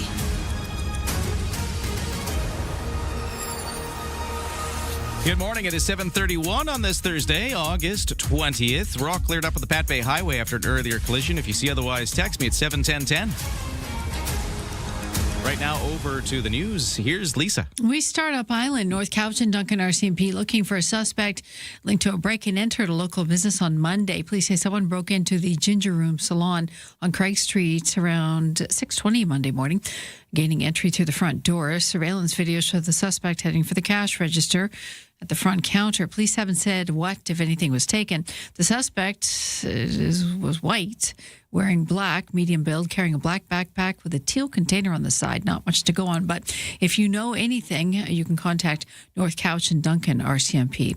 To the trade talks now. Canada Trade Minister, U.S. Trade Minister Dominic LeBlanc is heading back to Washington to meet again with the U.S. Trade Representative. LeBlanc was in Ottawa yesterday to brief Prime Minister Mark Carney on the status of the talks and take part in a virtual cabinet meeting that was followed by one with the premiers. A source with knowledge of some terms of the agreement says lower duties on steel and aluminum were a part of the deal, but could not say how the tariff rate would change. Don Mitchell, the Canadian Press. Meanwhile, booze bans remain a key component of allowing the deal to move forward. CTV News chief political correspondent and CFAX host Vashti Kapellos explains what she's been hearing. The Prime Minister very directly made it a personal ask that essentially told the premiers this is what is necessary to advance this deal. And I am making the ask of you, and I will wear it politically politically, should that be necessary? The sources I spoke to said that there's cautious optimism among the premiers, and that, by and large, the impression left was that most, if not all, are willing to kind of help the Prime Minister out. Vashi says the premiers are reserving the right to reinstate booze bans should Donald Trump impose any future tariffs. Meantime, reaction on the streets is mixed. I think the whole thing's kind of ridiculous. Like, we should have a good relationship with Canada. I hope it's over, and I hope it doesn't happen again, but we've gone through this multiple times. There was skepticism among many, not just about whether this deal will get done, but also whether U.S. President Donald Trump won't change his mind down the road. He, goes one way one day, and then, 3 weeks later he goes, oh, well, that was the worst deal ever, and, so who knows what's going to happen. Heather Wright, CTV News. Next door in Alberta, the technology minister meeting with jeering, badgering, and booze at a town hall in Lacombe, discussing the province's plan for artificial intelligence data centers. Nate Gublish said the province has carefully crafted a strategy to protect local water supplies, electricity bill, and land use, but many say they don't trust the Alberta government to regulate the industry's risks. Your words are nice, you explain things well, but I don't trust you. And I think that the people in this room agree with me. I think we are very suspicious that what you say is strict rules and what you say is the best view for us is not the best view for us, the people that are in this room. High emotions. Gublish will be on hand to host a second town hall in Redwater, which is north of Edmonton, which is expected to host a $13 billion AI data center project planned by tech giant Meta. And making international headlines, Prince Harry and Meghan Markle announcing plans to move back to the UK. The reports indicate their children are set to start school in the UK in September. The move comes not long after Buckingham Palace confirmed the couple reunited their children with their grandfather, King Charles, and Queen Camilla after 4 years apart. The family has been living in Montecito, California since 2020, saying they wanted to step away from their royal role. Despite the move back, Harry and Meghan say they have no plans to work again as members of the royal family. And that's your news at 7:35.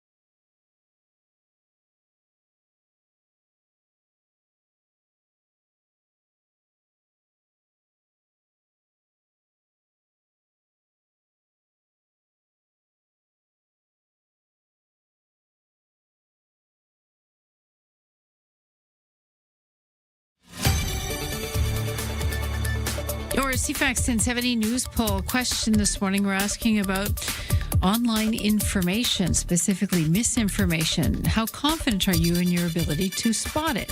26% say very, 65% say somewhat, and 9% not at all. You can vote at cfax1070.com, also the iHeartRadio app.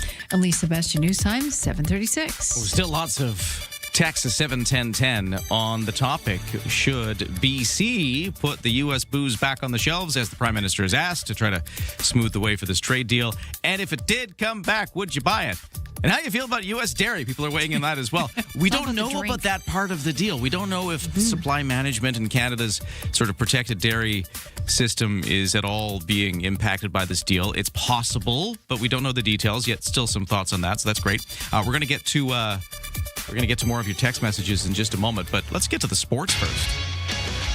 We're just talking to Boss Man Brad, our boss, who's also a lacrosse broadcaster, following the Minto Cup in Calgary, where he was talking about how, yes, the Victoria Junior A Shamrocks beating the Calgary Mountaineers 9-2 yesterday, which is a team that beat them earlier in the tournament. So a bit of a redemption arc for the Junior A Shamrocks. And with that win, they go on to the final round, which will be a best-of-3 round, versus the Raiders Lacrosse Club, the Alberta team, or the last Alberta team left. So those two will go at it starting Friday as the Minto Cup continues into the final round. featuring the local team, the Victoria Junior A Shamrocks. For the senior Victoria Shamrocks, they lost 5-4 to the Coquitlam Adnax last night in Game 3 of the WLA Finals, going on at the Q Center last night. That puts Coquitlam in the lead of the series, 2-1 in the best of 7. Next game is tomorrow night back on the mainland. Houston leapfrogging Vancouver into the top spot in Major League Soccer's Western Conference standings. Jonathan Bond earning his 5th straight clean sheet as the Dynamo had a 1-0 win. Also in MLS Soccer, Montreal edging Columbus 2-1. Toronto FC playing Charlotte FC to a 3-3 draw. It was a rare night where all of the Canadian MLS teams were in action. And on the diamond, 2 mistakes by outfielder Jesus Sanchez stood out like a sore thumb, and the Blue Jays lost to the Tampa Bay Rays last night. It was the 4th inning, and what looked like a routine fly ball was simply missed. And that's a popper. Short left with some hang time. And Sanchez has that one bounce and then kick away from him. I have no idea what he's doing. And I don't think anybody else does either. Tampa went on to score 5 runs in that very inning. Toronto responded impressively, but despite 9 hits, they lost the game 7-6. The Jays and the Rays wrap up that series this afternoon. That's your CFAX Sports. It is 7:39.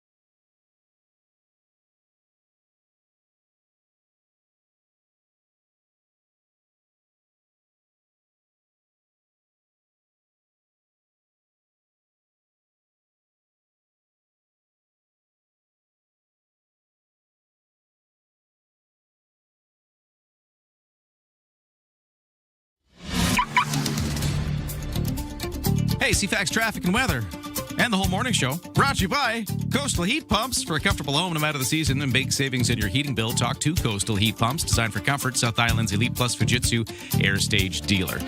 On the roads, an earlier collision on the Pat Bay Highway has cleared northbound, so things are moving fine there. The West Shore commute is actually looking lighter than it did yesterday. For whatever reason yesterday, maybe it's just Wednesday is a day a lot of the remote workers commute into the office. I don't know what's going on, but it was very busy yesterday. Right now, it's looking a bit more typical for the summertime levels of West Shore commute. No waits at BC Ferries, and for the weather, mainly sunny today, highs of 24, a little humidity as well. Clear skies tonight, lows of 13. Tomorrow, even warmer, highs of 26, humidex of 31, and clouding over as the day goes on. Saturday, those clouds eventually bring with them some showers by Saturday night. Sunday is looking like a chance of showers, clearing up for next week, though. And right now, temperature-wise, let's see what's going on as we warm up into the day. If you are in Saanich, looking kind of around Mount Doug High School, where it is 16 degrees right now. In downtown Victoria, it's 15.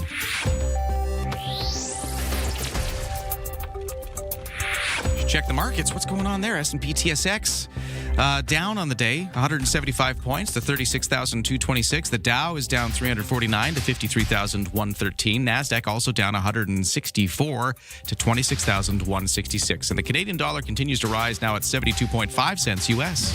Ryan and Lisa, mornings on CFAX 1070. Hey, heads up, we got another pair of Guns N' Roses tickets to give away just after the 8 o'clock news, sports, weather, traffic, and your whole big information package. We'll get another listener to sing a Guns N' Roses song, channel their best Axl Rose. You can pick any Guns N' Roses you want, any amount of it you want, and you can sing it for us. And if you do it, you'll get a pair of tickets to go see them. Good. BC Place Stadium, not this Saturday, but next Saturday. And the number to call if you want to get ready for it is 250-386-1161. That is coming up just after 8 o'clock, though. Don't call now, because I won't pick it up, because I'm on the radio. I'm talking on the radio right now. On radio. So I can't pick up your phone call. Full on. Take you down to the Paradise City. You know what? Spoken word. Guns N' Roses. You could do that. You could. Nothing wrong with that. If you put the lyrics down, if you've gone the distance to research the lyrics, we are listening. We're going to ticket you. You could be like William Shatner, do the spoken word song. So cool. I love a Shatner spoken word rendition of a song. Rocket Man. Anyways, Kids Count Mega Summer 50/50 also up at over $27,000 right now. It's doing well. It's amazing. Go to cfax1070.com, click on the button for Kids Count Mega Summer 50/50. If you were the winning ticket, you would win half of that $27,320. So that's amazing, too. Let's go back to the text machine because people are weighing in on this debate that we're going to have in BC right now. I mean, we're going to have a decision real soon. By later today, we might even hear if BC is going to put U.S. liquor back on the shelves. The Prime Minister's asked the provinces. David Eby yesterday said, hey, we're here for Team Canada. Didn't specify about the booze, though. So what is it going to mean? This texter at 71010 said, I would be happy to see California Chardonnay back on the shelves. I'm getting tired of Pinot Grigio. California Chardonnay is pretty good. I'll give you that. First world problems. This texter, though, says, LMAO just laughed so hard at the idea of buying U.S. booze. What a joke. This texter says, for U.S. alcohol coming back to Canadian shelves, I think politicians should get out of the way and let the Canadian people show what they want, which I think is also an interesting point because just because BC might allow the booze back on the shelves doesn't mean you have to buy it. You can still, as a consumer, send whatever message you want. We'll see what happens. I think it's more on the radar simply because we did ban it. It's always been there, like every other product we can buy. But when it hits our radar and when it becomes about sovereignty in a fashion, because we don't like being called the 51st state, everyone bristles at that. So we get our back up, and understandably, any country would. And here we are, personally boycotting products, whether they come back or not. And I'll just say it again, a lot of listeners weighing in on dairy, and that one's a mystery. We don't know what this trade deal being worked on between the U.S. and Canada says when it comes to Canada's supply management system, a huge U.S. trade irritant. Are we opening up any of our sort of store shelves to U.S. milk and other dairy products? We don't know, but I mean, there's some speculation that maybe just because it is such a trade irritant, and I can't read them all, but a lot of our listeners are weighing in on that end of things. This texter, for instance, saying booze or dairy, they could stock it, doesn't mean we have to buy it. Why do we have to have dairy on our shelves? I'm just curious. Like, we have our own cows. They produce the same kind of milk. It's not like alcohol where there's specific, say bourbon, for example, where it's specific to the region. And if you want to purchase it, then you purchase that product. But a cow is a cow. Yeah. Well, I think it's simply just the fact that we limit it. We don't allow other countries to sell dairy into our country because we want to protect our Canadian farmers. Exactly. And so if you're the Americans and you got a lot of dairy to sell, and you got a free trade deal with this country, Canada, that's allowing free trade except for certain things like dairy, that becomes a problem for them. And so they really would like to break into the market a bit. It's interesting. Lots of people weighing in, so I can't read them all, but I just want to say I'm hearing your messages. A lot of people just alarmed, too, with just the idea, because as one texter points out here, people who are, in a pinch, money-wise, would buy a cheaper American dairy, and that would hurt our dairy farmers, and they don't like that idea. So those kind of sentiments are coming in fast and furious at 7:10:10. Now it's 7:46 and time for the headlines with Lisa. The CIBC has named veteran tech executive Prasanna Gopalakrishnan as its board of directors. The board says he brings decades of financial experience and along with expertise in technology and artificial intelligence. Most recently served as global chief producer and AI officer at ADP. The province issuing a new temporary protection order for the Salmon River watershed, where Chinook salmon return to spawn every year. The order now in effect for 458 surface water and groundwater licenses, and transitioning groundwater users in the watershed must stop using water for irrigation of forage crops, lawns, fairways, and garden industrial purposes. The Ministry of Land, Water and Resource Stewardship says the move aims to ensure there's enough water in the river for the fish. It says technical staff have been monitoring conditions since the previous temporary order was placed on July 28th and then rescinded on August 8th as farmers and ranchers also dealt with a risk of wildfire in the region. It's dry everywhere and everybody's in need of water. Canada's biggest grocery chains are finding themselves in a bit of a sticky situation after being accused of negligence for selling watered-down maple syrup in their stores. The class action lawsuit filed in Quebec's Superior Court claims Loblaws, Metros, and Sobeys were betraying customers' trust for years by selling maple syrup in cans from producers southwest of Montreal that were allegedly cut with sugarcane, even though they were advertised as being pure. And today's National Radio Day, August 20th, set aside to honor Heinz, Tesla, Marconi, the pioneers who laid the groundwork for wireless transmission. It was Reginald Fessenden who made the first entertainment broadcast in 1906. Not a household name, but noted. We're also remembering the role radio played throughout history, taking you to all the live events that have shaped the world over time. And that is your news to 748. Got a text from Jane on the dairy thing. Morning, Ryan and Lisa. I grew up on a beef farm in the Fraser Valley with neighbors all around us having dairy cattle, and I milked for one of the farms one summer. Forgot to put one of the hoses onto the big milk holding tank, and needless to say, all that morning's milk went onto the floor. I told the owner I would pay for it, and they said, "Oh, don't worry, we're over quota." This was in the late 70s. I think the Milk Marketing Board needs a revamp. They have become too big for their britches. I listened to the food professor, Sylvain Charlebois, who we have on the radios from time to time here. I'm with him on dairy. I understand why milk is dumped sometime when a cow is sick, but not when farmers are over quota, with dairy being so expensive. Competition would be a good thing. And I'm not saying give the Canadian farmers less work, right? But just, I guess, pointing out that they are in the favor, it sounds, of competition and explaining some of their frustrations with the dairy system. It's really interesting to have these conversations. I started off with the booze ban, but this mystery about what this trade deal will have to do with dairy is really getting people talking as well. Very interesting stuff at 7:10. We'll keep following it. As far as we know, Canada's Trade Minister, Dominic LeBlanc, is going back to Washington today. He was back in Canada yesterday to brief the Prime Minister and the government and brief the premiers on the situation. But now he's heading back to Washington, and we'll see what happens with this finalized deal. And maybe at that point, we'll get some of the details on things like supply management. So these wheels are still in motion. We're still following this very active story. So thanks for weighing in, everybody. It's great to have the conversation flowing at 7:10. Different topic, though, in a moment. Totally different topic. We were last week giving away Spam-A-Lot tickets because that Tony Award-winning musical is coming to the Royal Theatre, not this weekend, but next weekend.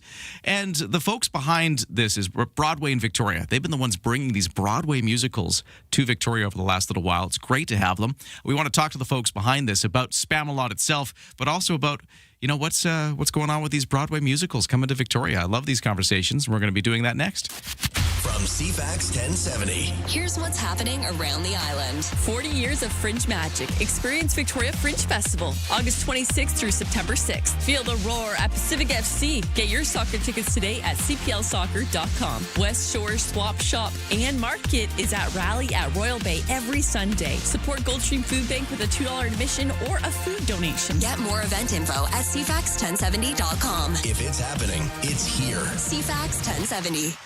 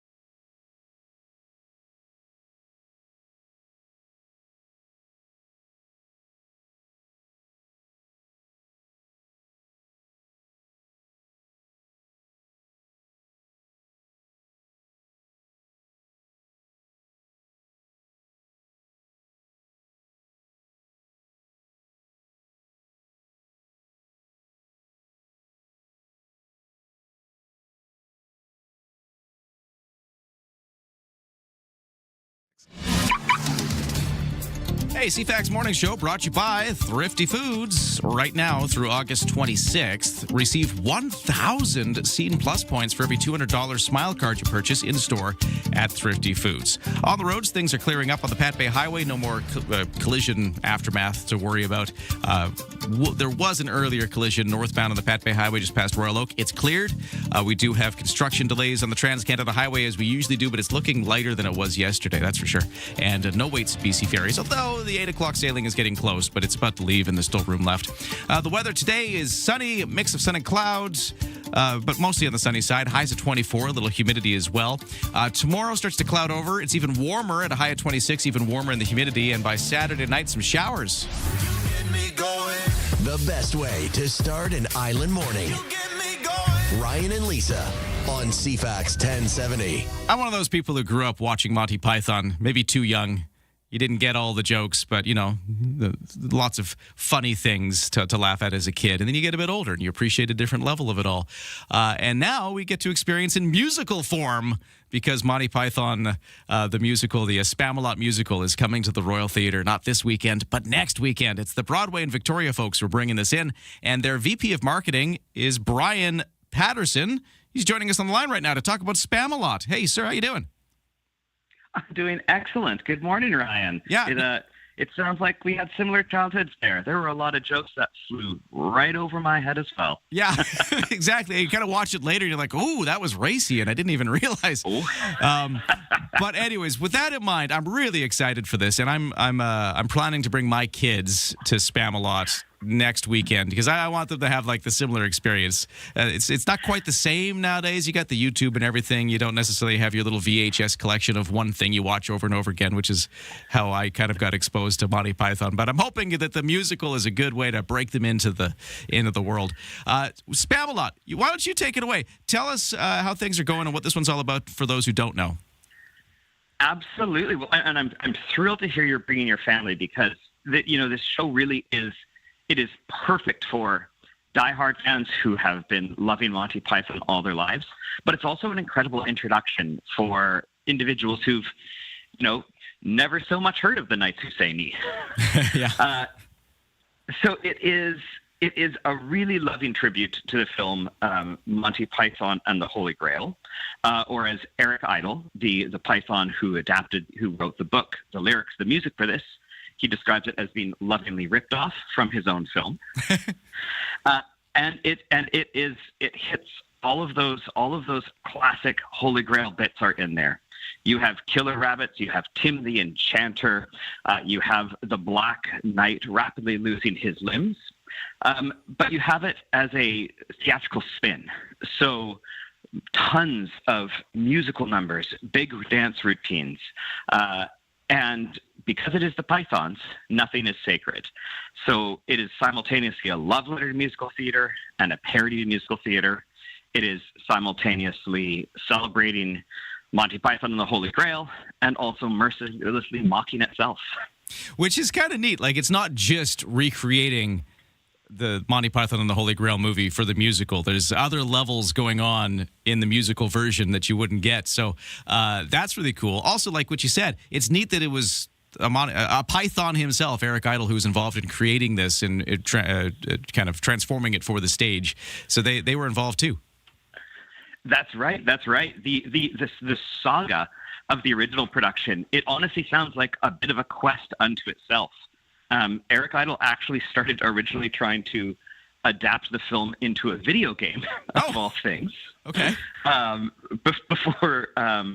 Before realizing that a stage version might go better, and to bring it together, kind of like King Arthur assembling his Knights of the Round Table, Eric Idle pulled together quite a theatrical dream team. The original stage production was directed by Mike Nichols, a film director, famous for directing The Graduate, among other things. The original King Arthur was Tim Curry of Rocky Horror Picture Show and so much other fame. We had Hank Azaria, the voice of Homer, in there. And even David Hyde Pierce showed up. We had Niles in the mix as Bravely Brave Sir Robin. That was for the original production. Sadly, I don't think we have those actors coming to Victoria, but it is still the Broadway version, right? Like, this is Broadway in Victoria. This isn't just some random production. You're bringing that Broadway production here to the Royal Theatre. That is exactly right, and no reason to be sad, in fact. So the original Broadway production hit the stage in 2005. It won 3 Tonys, including Best Musical. But this production that we're bringing is the 2023 Broadway revival. So this was at the St. James Theatre on Broadway before it hit the road. And in fact, the King Arthur, who we have coming to town, is a massive talent of his own. He played this role on Broadway. His name is Major Attaway. In addition to other things, he was also holds the record for having the longest standing run playing the genie in Aladdin on Broadway. Wow, that's so cool. So stepping into the shoes of, folks like Robin Williams and Tim Curry, and Graham Chapman himself, of course, in the original film. He's got some comic chops. Okay, we're talking to Brian Patterson, VP of Marketing with Broadway and Victoria's Spamalot. The musical is coming to the Royal Theatre, not this weekend, but next weekend. Are tickets still available? They absolutely are. Tickets are on sale now at the Royal Theatre and McPherson box office at rmts.bc.ca. Very good. Well, I'm looking forward to it. Brian, great to talk to you again. I got to let you go because we're right out of time, but thank you so much for sharing some more of the story. This actually, even though I was excited about the musical, there's a bunch of stuff there I didn't know, so I'm feeling better prepared now to go into this. Oh, we can't wait to welcome you and your family, Ryan. They're going to have a blast. All right, cheers. Brian, talk again soon. Talk soon. All right, we'll take a break. We got the 8 o'clock news next. We still got lots of text messages coming in about U.S. and Canada trade and whether or not BC should put the booze back on the shelves. And if they do, would you buy it? And Guns N' Roses tickets to give away in not long, a little over 10 minutes. So if you wanted to try singing a little Axl Rose number, a little Guns N' Roses for us, get ready to warm up that voice because that's coming soon.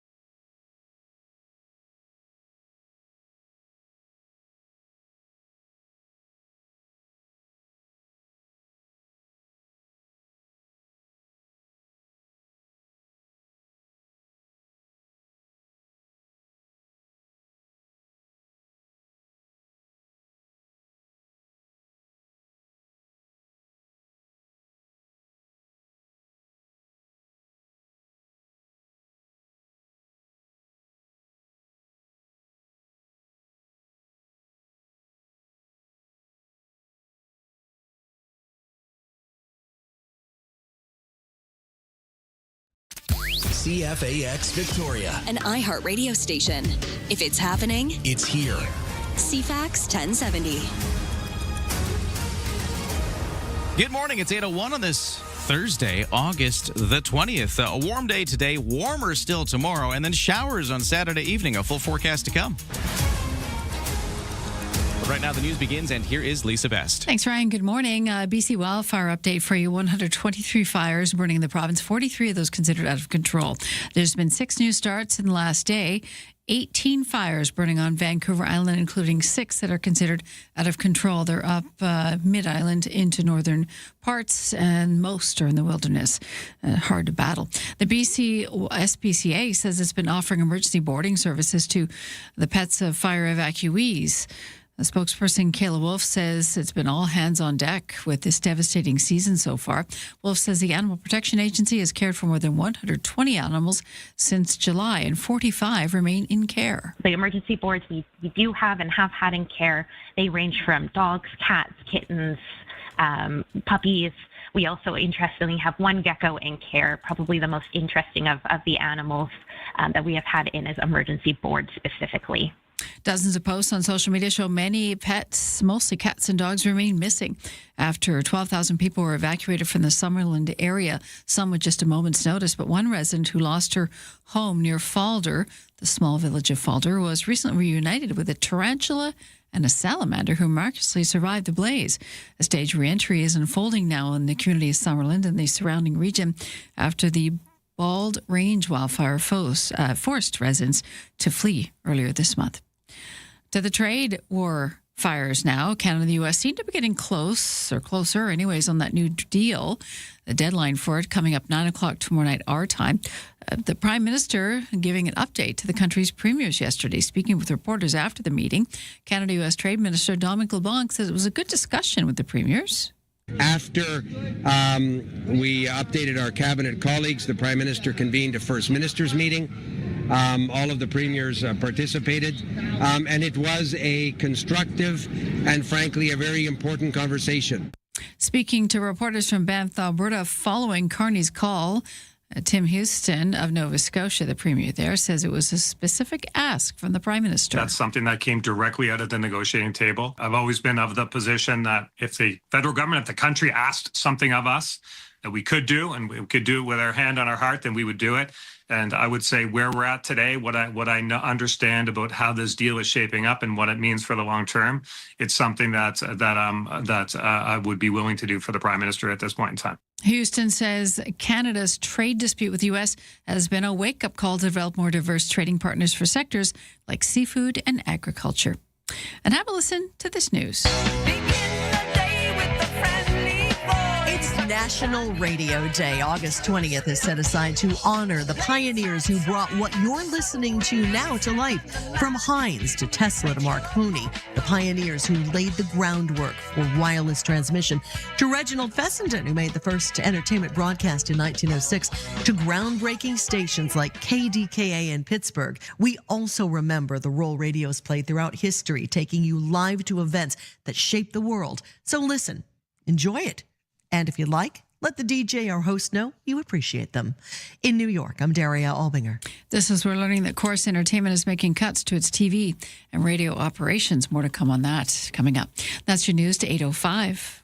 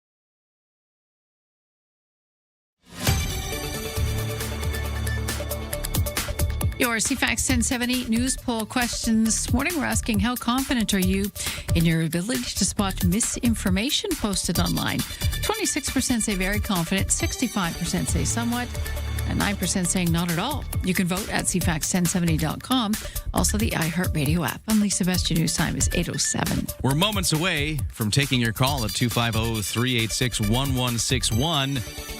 If you get through, so you're going to take a random caller, you can sing for us a Guns N' Roses song. And if you do that, you're walking away with 2 tickets to see Guns N' Roses, not this Saturday, but next Saturday at BC Place Stadium. So stand by. That's coming up in just a moment. But right now, it's sports time.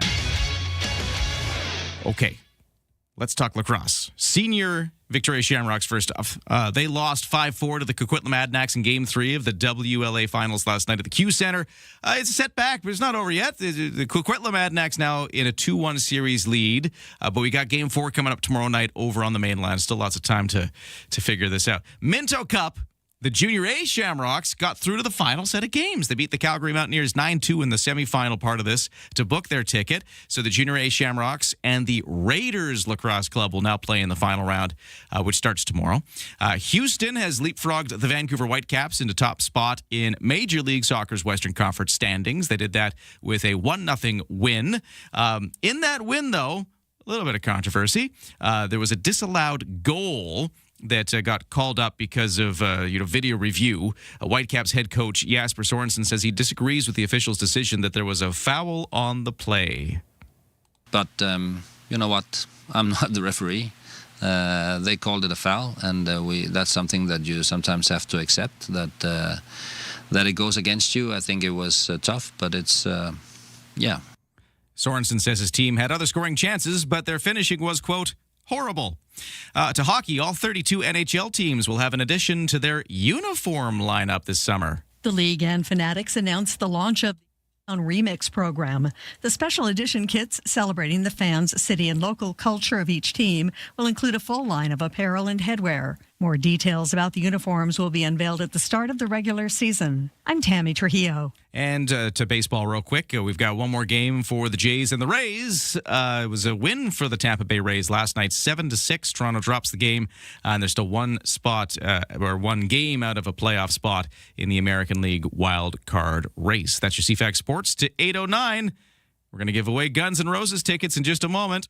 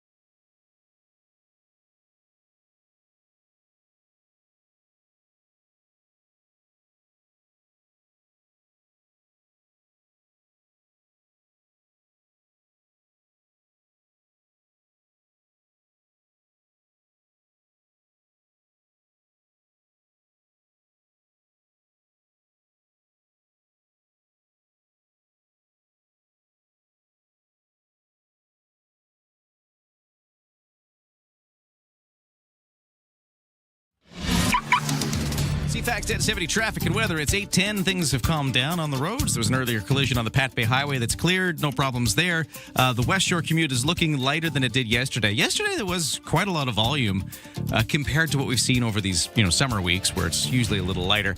We've kind of gone back to that lighter situation today. No major delays. If you see something, though, do text me at 71010. For the BC Ferries, no sailing waits. The 9 o'clock is next. It's about 85% full, so it's busy, but no waits at the moment. And in the weather forecast, so mainly sunny today, looking much like the other days this week, with highs at 24, a little humidity in the air. Clear skies tonight, lows to 13. Tomorrow starts to pivot. It's warm. First off, our warmest day of the week will be tomorrow, highs at 26, humidex at 31. For the cloud cover, it's going to start to roll in as the day goes on. And then those clouds by Saturday evening will lead to some showers. We're predicting showers for Saturday overnight and then a chance of showers on Sunday, clearing up again into next week. And right now, what are the temperatures doing? Well, downtown, we have a temperature of 16 degrees. The official temperature at the Victoria International Airport is 17 degrees. On the markets, things are slumping a bit today across the board. S&P TSX down 61 to 36,339. In New York, the Dow Jones Industrial Average is down 330 to 53,132. NASDAQ is down 180 to 26,150. Canadian dollar at 72.6 cents US, which is up a bit from yesterday's close. Let's get started. Start your day informed and entertained. Ryan and Lisa, mornings on CFAX 1070. Okay, it's time to open up the phone line and have somebody sing some Guns N' Roses for us. Excellent. So just a little mood music to get us into this.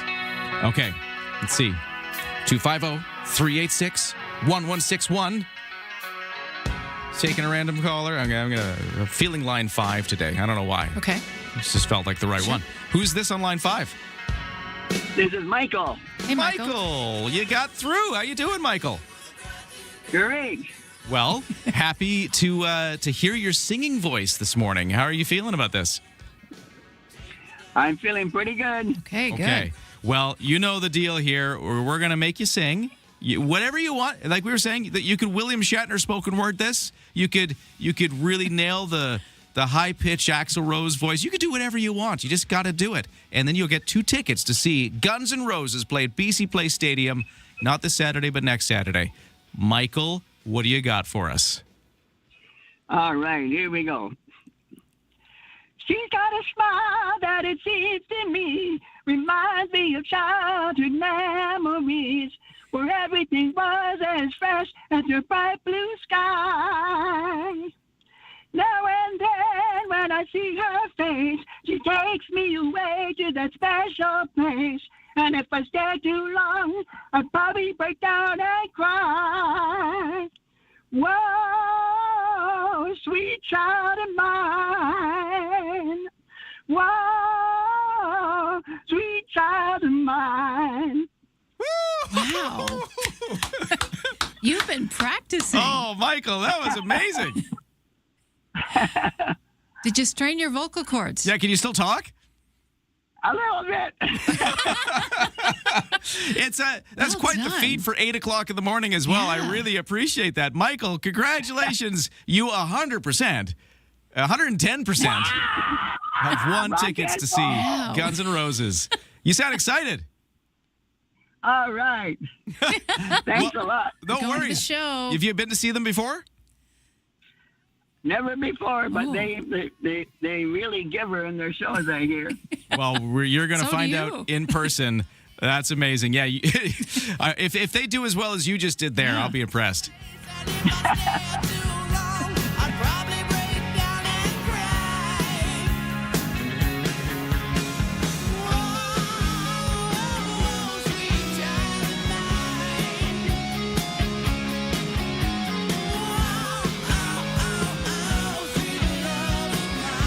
If Axel's got a sore throat on next Saturday, you can just ask Michael to step in. Right? Yeah. Just get the little costume on and get up there and rock out. Hold on the line, Michael. We're going to take your information off the air. And don't worry, we got one more pair of these tickets to give away same time tomorrow. So if you missed out today, practice your song because we got another chance coming your way.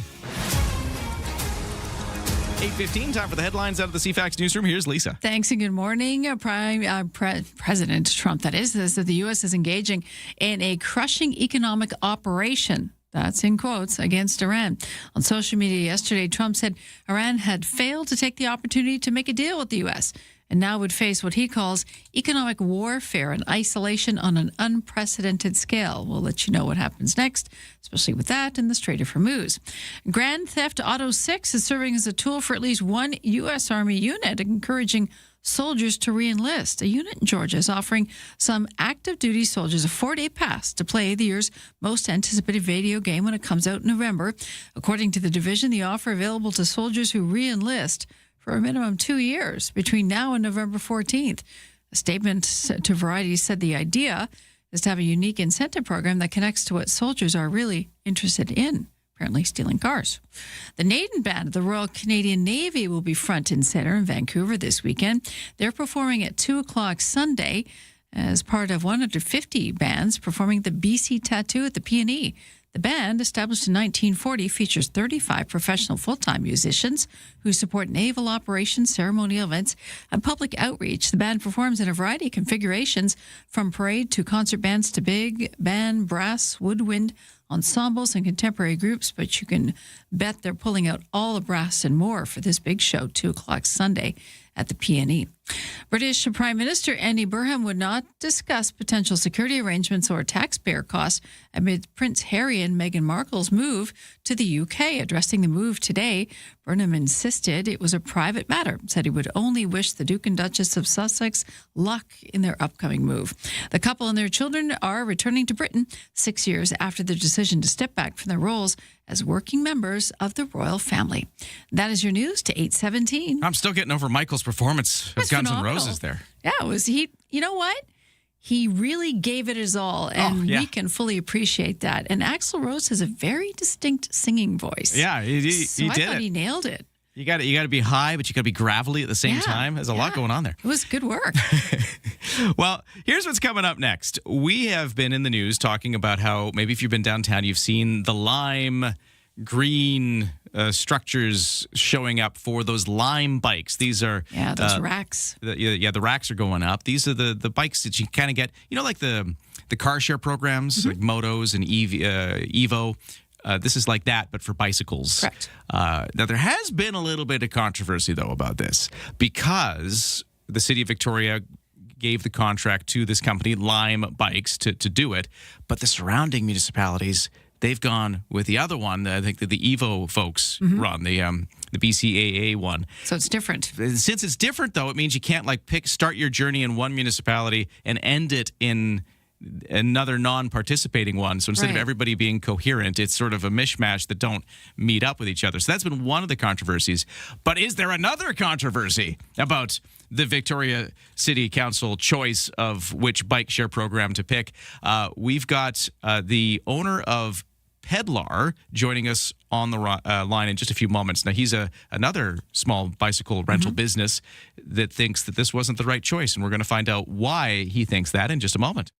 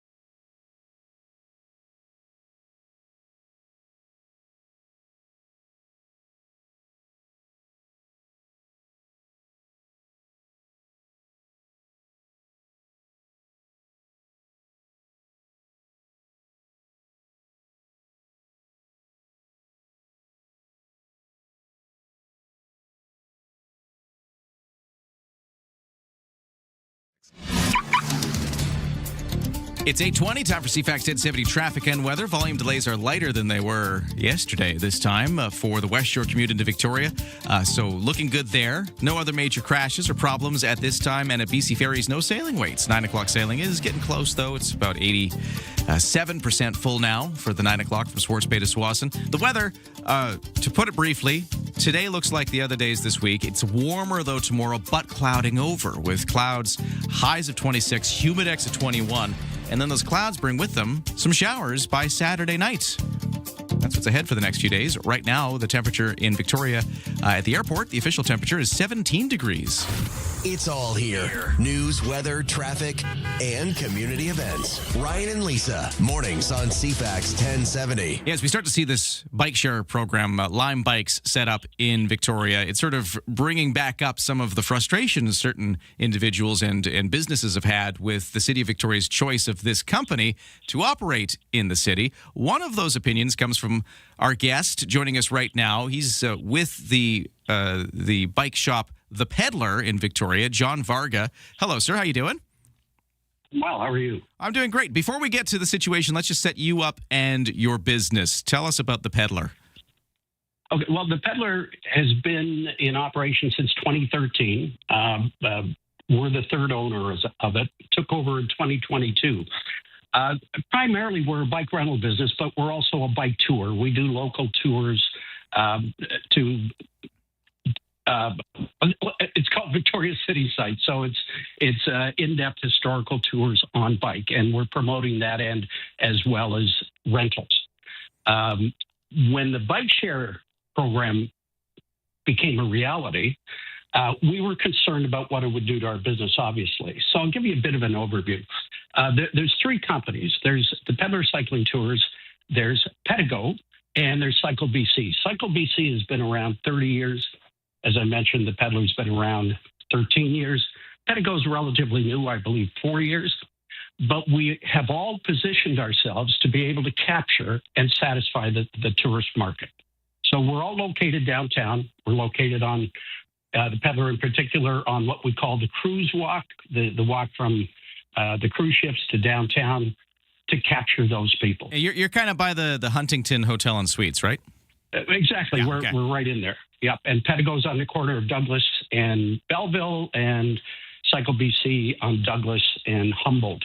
So we knew we would all be affected, and we hadn't heard from the city through all of their material that they put out to get public engagement. They never came to the businesses that were going to be affected. So we contacted them. We decided to contact them as a group, and the primary thing, I mean, there was a lot of input as to what we should do, but the approach was to not say it shouldn't happen. That's not up to us. And it may or may not be a good idea. What we asked for from the very beginning is to help us, or actually help us helping them to mitigate our loss. And that is to position the bike pods in locations that are not in tourist path. So, to give you an example, Ryan, on Government Street, rather than put one on Government Street near Humboldt or Fort or whatever, put it on Gordon Street, put it on a side street. So we never requested that this doesn't happen. We just said, don't put it in their face if you're competing with us directly. We're going to be impacted regardless, but help us mitigate that. And I think, in the early stages, I don't think they even considered us. When we asked for a meeting, and again, we had to ask, I don't think they had ever really considered us. The only time that they contacted a business, to the best of my knowledge, was Cycle BC. And according to Andrew at Cycle BC, it was really to tell him that they're putting one pod across the street from him at the TELUS building. So we knew we had to do something, and we initiated the contact with the staff.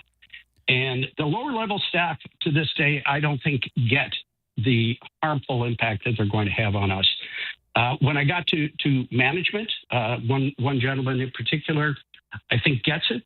But to this date, they haven't done a great deal to mitigate our potential damage, or their potential damage to us, I suppose. So it sounds like your issue is not so much with the choice of which company's operating it. It's more the location of where the bikes themselves and the kiosks you'll come and get the bikes from are located. That's more the issue for you? That's very much the issue. Okay. Who they chose, I'm surprised. I think I'm as surprised as anybody that they broke the chain between Langford and Saanich by putting an independent company in Victoria. I'm surprised by that, but presumably they had their reasons. But I think Lime was kind of their target provider from the beginning, in all honesty. So it's a massive undertaking by them. And when we left our last meeting, we were told that where the pods were going to be. Some of them we objected to, but okay, they're making an effort. That's fine. But then we talked about the cruise walk, and I have to emphasize how important that is. Without cruise, we would lose 20 to 30% of our business. And they told us of 2 locations, one on Ontario Street and one on Dock. We said, that's fine. Well, lo and behold, there's one on Kingston, a big one right on Kingston, right by Fisherman's Wharf.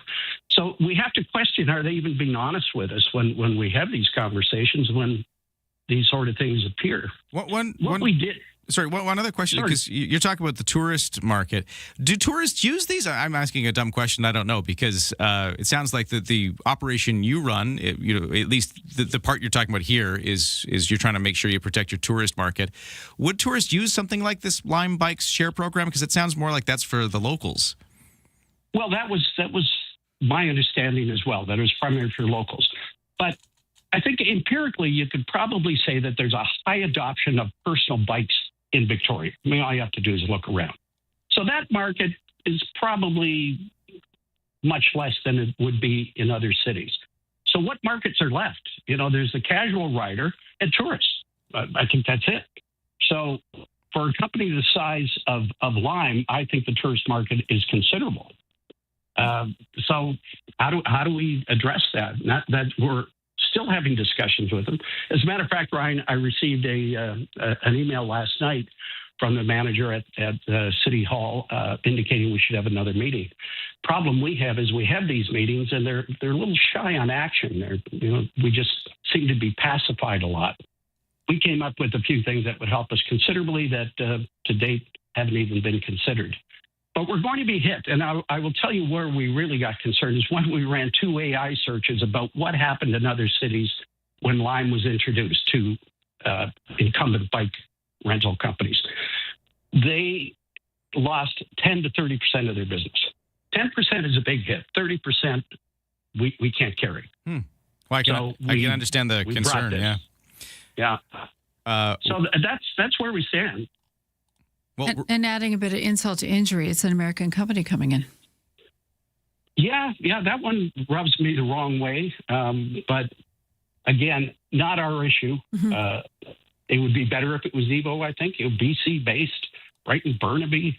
I was very surprised, but again, I'm sure they had their reasons. And maybe not right in front of your shop as well. Yeah. Well, yeah. Thanks so thanks for telling us the story. A whole different sort of window into some of the frustrations being felt out there as Victoria rolls out this bike share program. John Varga with The Peddler, one of the bike companies raising the concerns. Thank you for telling us your story today. I appreciate the time. Thank you. Righto. And by the way, we did reach out to the City of Victoria just for a statement on their choice and why they made it. Now, we got a response back, which I'll read to you in just a moment. But first, we'll take a break.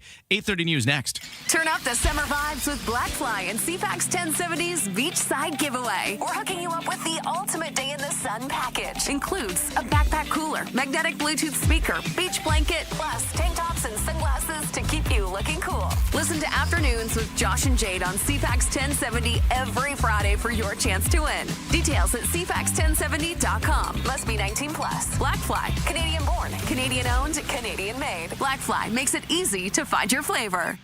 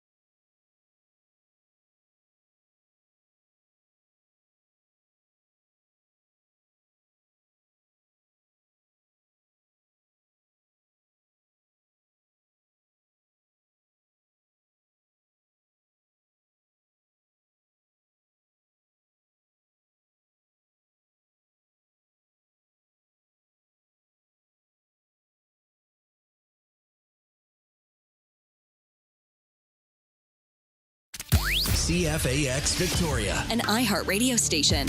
If it's happening, It's here. CFAX 1070. Good morning, 8:31 on Thursday, August the 20th. Today is looking sunny again. Right now, we're sitting at 17 degrees.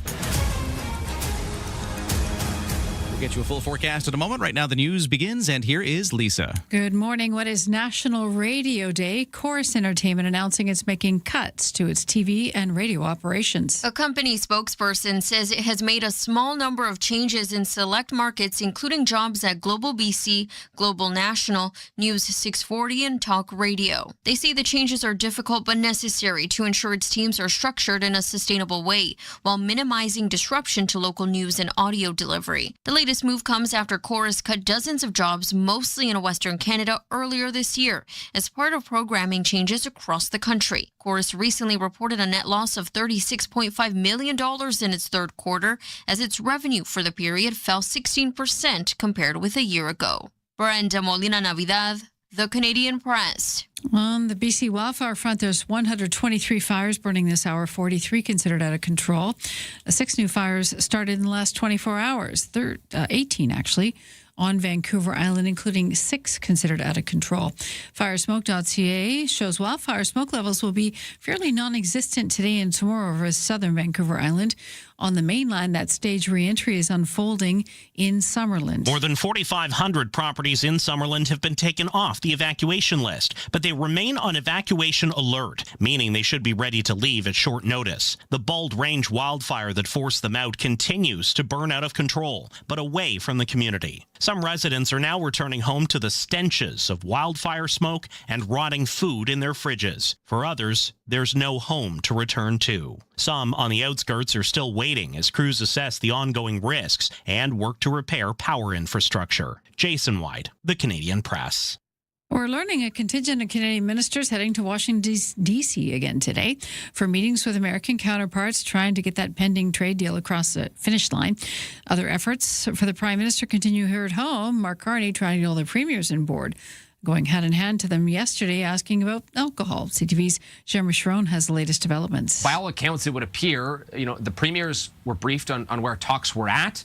But again, it would appear that talks aren't totally over and that, the deal is not across the finish line yet. And so the big question still is what can be achieved today and where does that bring us tomorrow when we get into day 3 of this extension that U.S. President Donald Trump granted Canada in terms of avoiding the 50% tariffs. And by then, will all the premiers be on the same page?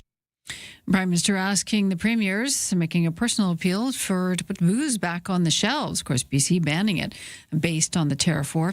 CTV's Mike Walker getting reaction on the streets. We'll stick with Canadian products, thanks. We found it no challenge really to move on from American red wines to Australian and South American red wines. The U.S. alcohol industry is hoping relations can return to normal. We have lost 73% of our exports. If American alcohol returns to shelves, a recent poll from Nanos Research for CTV News found 74% of Canadians are unlikely to buy it. I like California wines.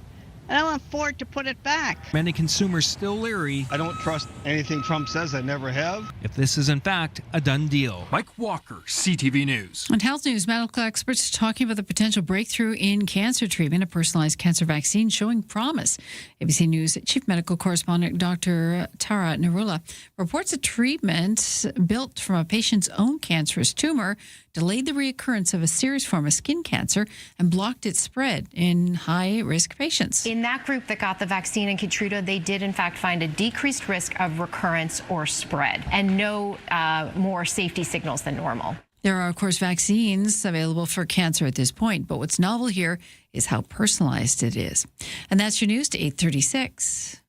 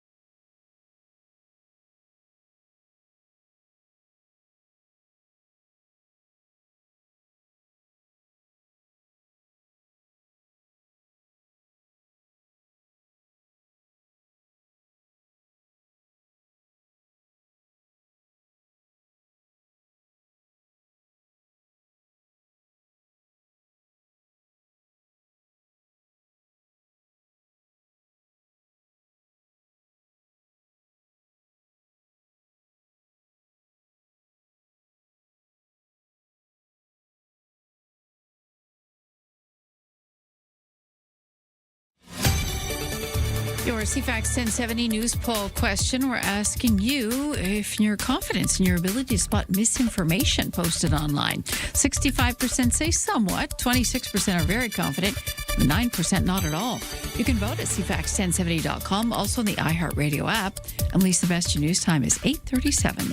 Thank you, Lisa. We are in the middle of a conversation about the bike share program coming to Victoria. You might be seeing the lime green stands being set up around town. We were just talking to a bike shop owner, a rental owner, who was very upset with the decision not to, about which one they picked, but the fact that they're putting some of these bike pickup spots near to their tourist rental spots. Yeah, so that was a bite out of business. Yeah, that was his opinion.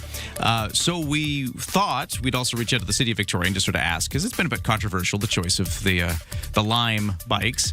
We got a response back from the city. They gave us just sort of a statement. We want to read that for you in just a few moments after our sports and traffic and weather. So stand by for that continuing conversation. Right now, over to the sports, and let's start in baseball, where frustration for the Blue Jays last night, as much of the blame for their 7-6 loss to the Rays is being placed on two hard-to-ignore defensive mishaps by outfielder Jesus Sanchez. Starting pitcher Max Scherzer even showing his anger on the field. But then after the game, he refused to throw his teammate under the bus. Obviously, a misplay, mistakes, but I'm not going to sit here and point fingers and talk about those things. I look at myself and I take accountability for my mistakes. I'm a team guy. I don't sit here and point fingers and talk about other people's mistakes. I talk about my mistakes, and I'm accountable, and I stand here in front of myself and answer mistakes that I made. The Jays remain 1 point back of a playoff spot as of this morning, but they will wrap up their series with Tampa Bay this afternoon for their third game. Over to lacrosse, where we have the senior Victoria Shamrocks in action and the junior A Shamrocks in action last night for two different things. Let's start with the juniors, because the Minto Cup continues and the Victoria Junior A Shamrocks have gotten through to the final. The final is not just a single knockout game. They actually are going to move on and play a full best of 3 round versus the Raiders Lacrosse Club. So those are the two teams that made it through to the end. For Victoria, we made it to the end by beating the Calgary Mountaineers 9-2 in the semifinal yesterday. The senior Shamrocks in action last night at home at the Q Center. This is the WLA final, best of 7, against the Coquitlam Adnacks, and it was the Adnacks that took last night's game 5-4. That was game 3. It puts Coquitlam in a 2-1 series lead. Next game will be tomorrow night on the mainland. That is your CFAX Sports. It's 8:39.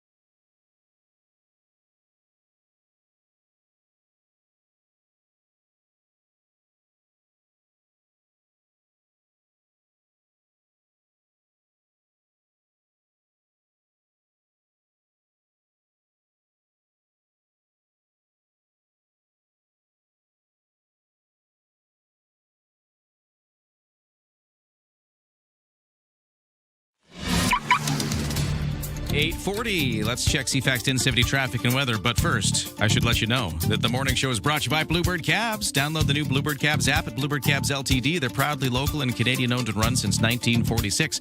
The roads look fine. We've got easing traffic volume on the West Shore commute. Things are looking even better. And it was an easier day today to begin with. And things are just really clearing out as the commute starts to reach its tail end, for the morning at least. And for the BC Ferries, no sailing waits. 9 o'clock from Swartz Bay to Swanson is next. And in the weather forecast, today looks like the last few days. Highs of 24, bit of humidity. Overnight lows of 13 with clear skies. Tomorrow, warmest day of the week. 26 is the high on the thermometer, but with the humidity in the air increasing, it's a humidex of 31. That humidity is bringing with it the cloud cover, which is coming in tomorrow. Then by Saturday, it's bringing some showers. It looks like Saturday night might be when we see the showers. Chance of showers continuing into Sunday. And then Monday clears up again, and we get back into some sunshine. Right now, for the temperatures around the region, if I look to the West Shore in Colwood, it is 17 degrees right now.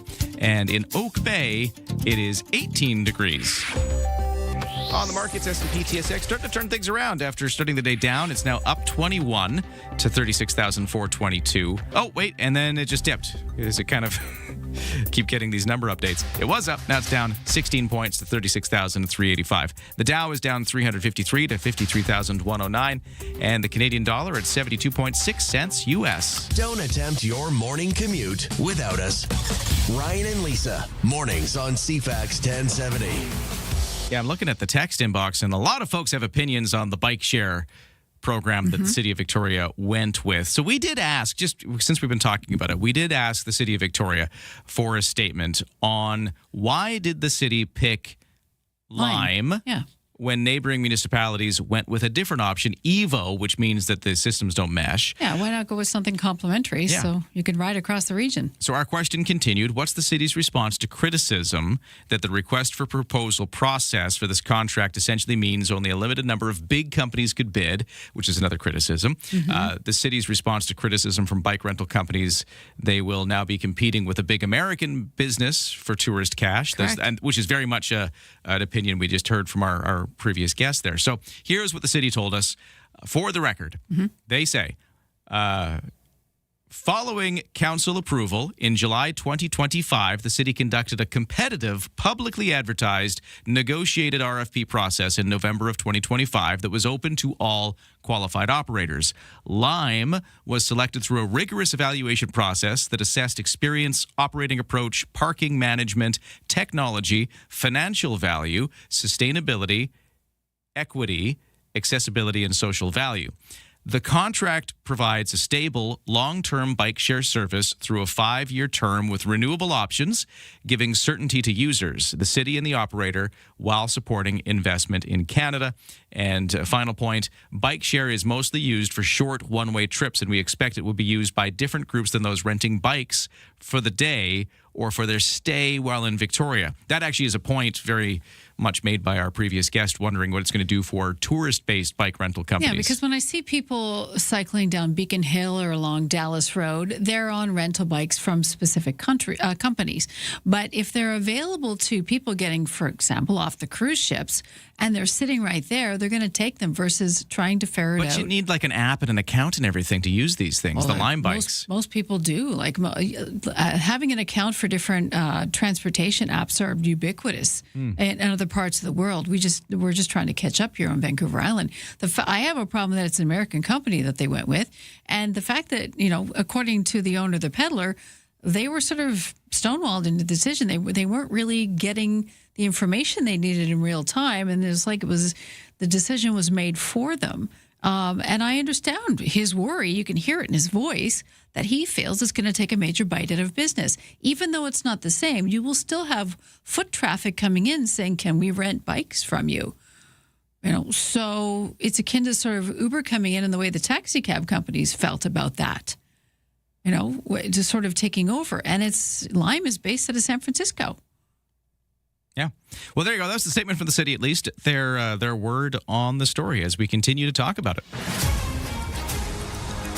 At 8:45, time for the headlines. Here's Lisa. Despite the nearby Bald Range wildfire in BC still burning out of control, residents in the small community of Summerlin, population 12,000, are returning to their homes and businesses. More than 4,500 properties in the town taken off the evacuation alert list for about 10 days that they were on it, but that was evacuation needed. Now they remain on alert, so they're still not quite out of danger. In an update yesterday, the Regional District of Okanagan, Similkameen spokesperson, said that returning will be different for everyone, especially for those who don't have homes standing to return to. Some who live on the outskirts of the community and in rural areas are waiting for crews to return and assess ongoing risks and repair power infrastructure too. A lot of hydro lines down in those fires too. The U.S. president says he will meet with North Korean leader Kim Jong-un this year. While speaking outside the White House yesterday, Donald Trump was asked about his relationship with the dictator. He says they get along very well, and added, as long as we have a smart president, he's going to be fine. Neither the White House nor North Korea have confirmed plans for any meeting yet. Trump met with Kim 3 times during his first term. Today is National Radio Day. A new iHeart Media consumer study reveals that broadcast radio remains the powerhouse for Gen Z. Data shows more than 80% of listeners born between 1997 and 2012 turned to traditional radio. It's to avoid the high pressure and social judgment of curating their own digital playlists. According to Nielsen metrics, broadcast radio reaches 90% of teens monthly, outlasting and outperforming streaming platforms like YouTube and Spotify. That is your news to 847. We got some BC politics and BC healthcare issues to explore coming up with the opposition critic for rural health and seniors health, also Courtney Comox, MLA, with the BC Conservatives' Brennan Day. He's joining us next. Developing political story, a big doozy. Vashi Capellos. What started as a dull day is anything but. The top newsmakers. Your go-to political debrief. Daily. What is really going on? The breaking news. Just moments ago. And the entertaining analysis and debate to follow. I don't think you can sugarcoat it. It's an issue. It's not true, guys. Yeah. Vashi Capellos. There is a greater plan here. Vashi Capellos. Weekdays 9 a.m. to 11. Bigger picture politically, which is on CFAX 1070.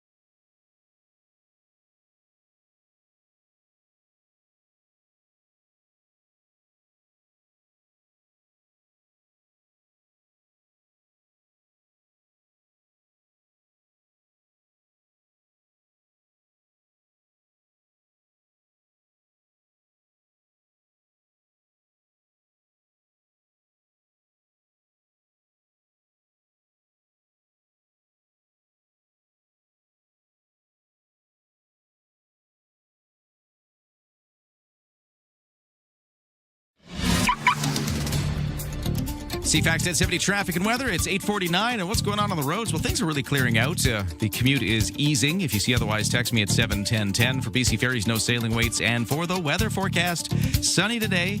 Temperatures very much in line with what we've seen. It gets warmer tomorrow. Highs of 26 with some humidity, but some clouds coming in, leading us to an overcast weekend with showers by Saturday night. Now, that's new in the forecast here.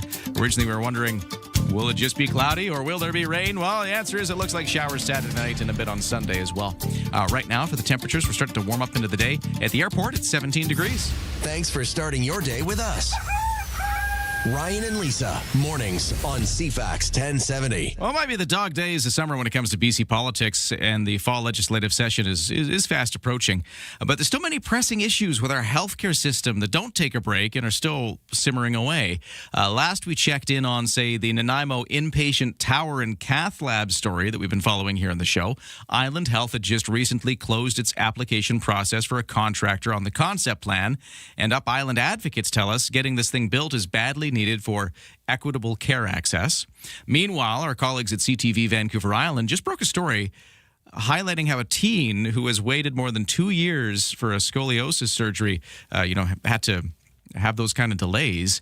So lots of issues going on when it comes to healthcare. So we thought it's time to catch up with some of these with our next guest, Courtney Comox, MLA, rural health critic Brennan Day, who's joining us on the line. We'll get him up here on the line. Sir, how you doing? Hey, very good. Thanks, Ryan. Yeah, so it might be summertime. We're all kind of off somewhere else, but these healthcare issues don't go away. Let's start with that cath lab story, which we've been following. Catch us up where that's at.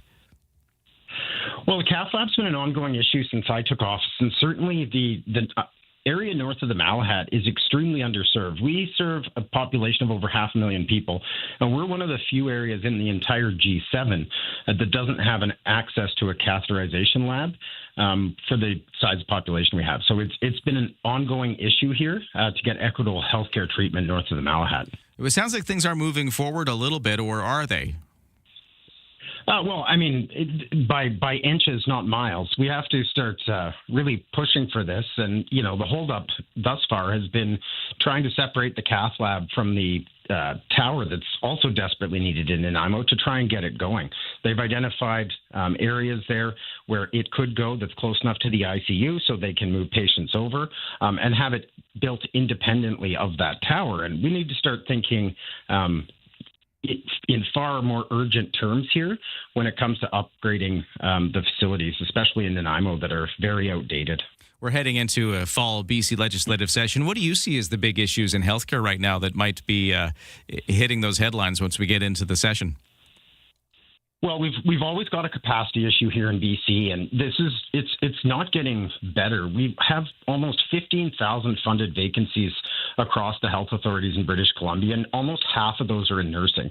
And we see an outsized problem here on the island, given our more elderly population, and in Northern Health, where it's harder to recruit. So we really need to try and figure out creative ways to push to get those funded vacancies going, because right now the money is allocated and it's not being spent, and unfortunately that's not improving anybody's position, whether they're on a wait list or waiting for primary care. When we do get to the fall session, we're going to have a whole new health minister in charge, because as we were covering last week, we had a cabinet shuffle.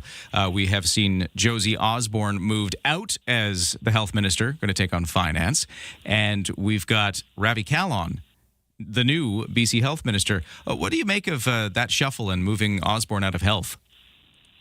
Well, the first thing I want to say is, we want to make sure that our thoughts are with Brenda Bailey as she goes through her cancer treatment, and we're obviously all pulling for a successful result there. But realistically, I think the shuffle shows how narrow the bench strength is with the NDP caucus. We're sort of playing shuffleboard with 3 or 4 ministers trying to fill these roles, and unfortunately, Kahlon inherits the same shortages, delays, and capacity problems that were there with under Minister Osborne. And despite my good working relationship with Josie Osborne, the numbers, the top line numbers that the government continues to talk about in terms of spending are not being followed through into actual results that patients feel and hear on the ground. Yeah, so having such a huge ministry with all these challenges we just laid out, it's always interesting to see when somebody else takes over and moves around. How much do you think a minister affects things? Like with a juggernaut like BC Health, does a different minister actually change the picture at all? I think it can, but it's going to require somebody that's willing to think creatively and push for serious reform within the health authorities. Tinkering around the edges is clearly not working. We've now got 1.3 million British Columbians without access to a primary care provider. And although the government is touting that progress is being made on that, we continue to fall further behind. When this government took office in 2017, there was 800,000 people on a wait list. That number has now grown by 500,000 people. And certainly the lived experience of people on the ground is that the system is struggling desperately to try and keep up to the demand. Talking to BC Conservative MLA Brennan Day. He's their rural health critic, also the Courtney Comox MLA. Healthcare, still a lot of big issues in the news as summer continues on, as we get closer to that fall session of the legislature. Hey, can I ask, so BC Conservative news as well recently with Peter Millibar leaving the caucus, and there's been a lot of talk after that about if others could be thinking of leaving. So I'm just going to ask you, how are you feeling? Are you still happy in the party? Any thoughts of jumping ship? Yeah, so I endorse Peter, and I respect the decision he's made. Obviously, it's a huge loss to our team. He was an absolute juggernaut when it came to holding finance to account, and unfortunately, I think Josie's going to get a bit of a pass here, and that to me is absolutely unacceptable for a Conservative party. But just because Peter left doesn't mean I stop believing the things that I believed during the leadership race, and I've made a decision to stay at the table and work inside the room to try and push for the issues that I believe in. I think pragmatic, forward-looking conservatism that, offers solutions rather than just criticism is critical to showing the failures of this NDP government, of which there are many. We can't let them off the hook. You're planning to stay, so we were going to see Brennan Day still with the BC Conservative Party, but there's a lot of people talking about whether or not Peter Millibar is just a sign that there's this big tent that's not going to be able to be held together by new leader Carrie Lynn Finlay. But I guess for your part, though, you feel like this is still the place to stay. We need a vocal and effective opposition, and I'll continue to stay inside the room to make sure that they're held to account just as much as the NDP is, because we need to absolutely change the government that is failing British Columbia on a multitude of issues, whether it's affordability, healthcare, public safety, or the disastrous economic growth we're seeing. We absolutely need to be laser focused on that, and that'll be where my attention remains, certainly. Brennan Day, Courtney Comox, MLA with BC Conservatives, the rural health critic. Great to catch up with you and talk about all these issues. I'm sure we'll do it again soon. Enjoy the rest of your day. Excellent. Thanks, Ryan. Have a good summer. Yeah, you too. Whatever's left of it, because we're getting kind of close. It's August 20th today, everybody. Wonderful day, though. Lisa's giving me the no, stay away, fall symbol from the other side of the room. We'll be back with you tomorrow with more Guns N' Roses tickets to give away, more great talk about what's going on in your community and beyond. So glad you could join us, and hopefully you'll join us tomorrow. We've got Vassy Kapelos with the national news coming up right after Lisa's 9 o'clock report.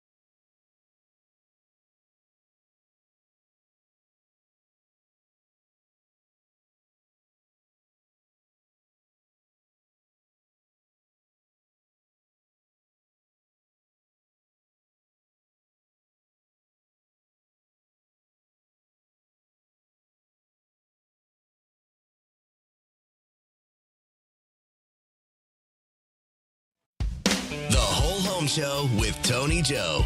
Everyone wants to know about real estate. Is the market going up or down? Time to buy or sell? How can government programs and policies affect you? Hear from local experts on topics like appraisal, inspection, investment, and others on how to maximize your real estate sale. Providing info on everything you needed to know about real estate. The Whole Home Show with Tony Joe. Saturdays at noon on CFAX 1070.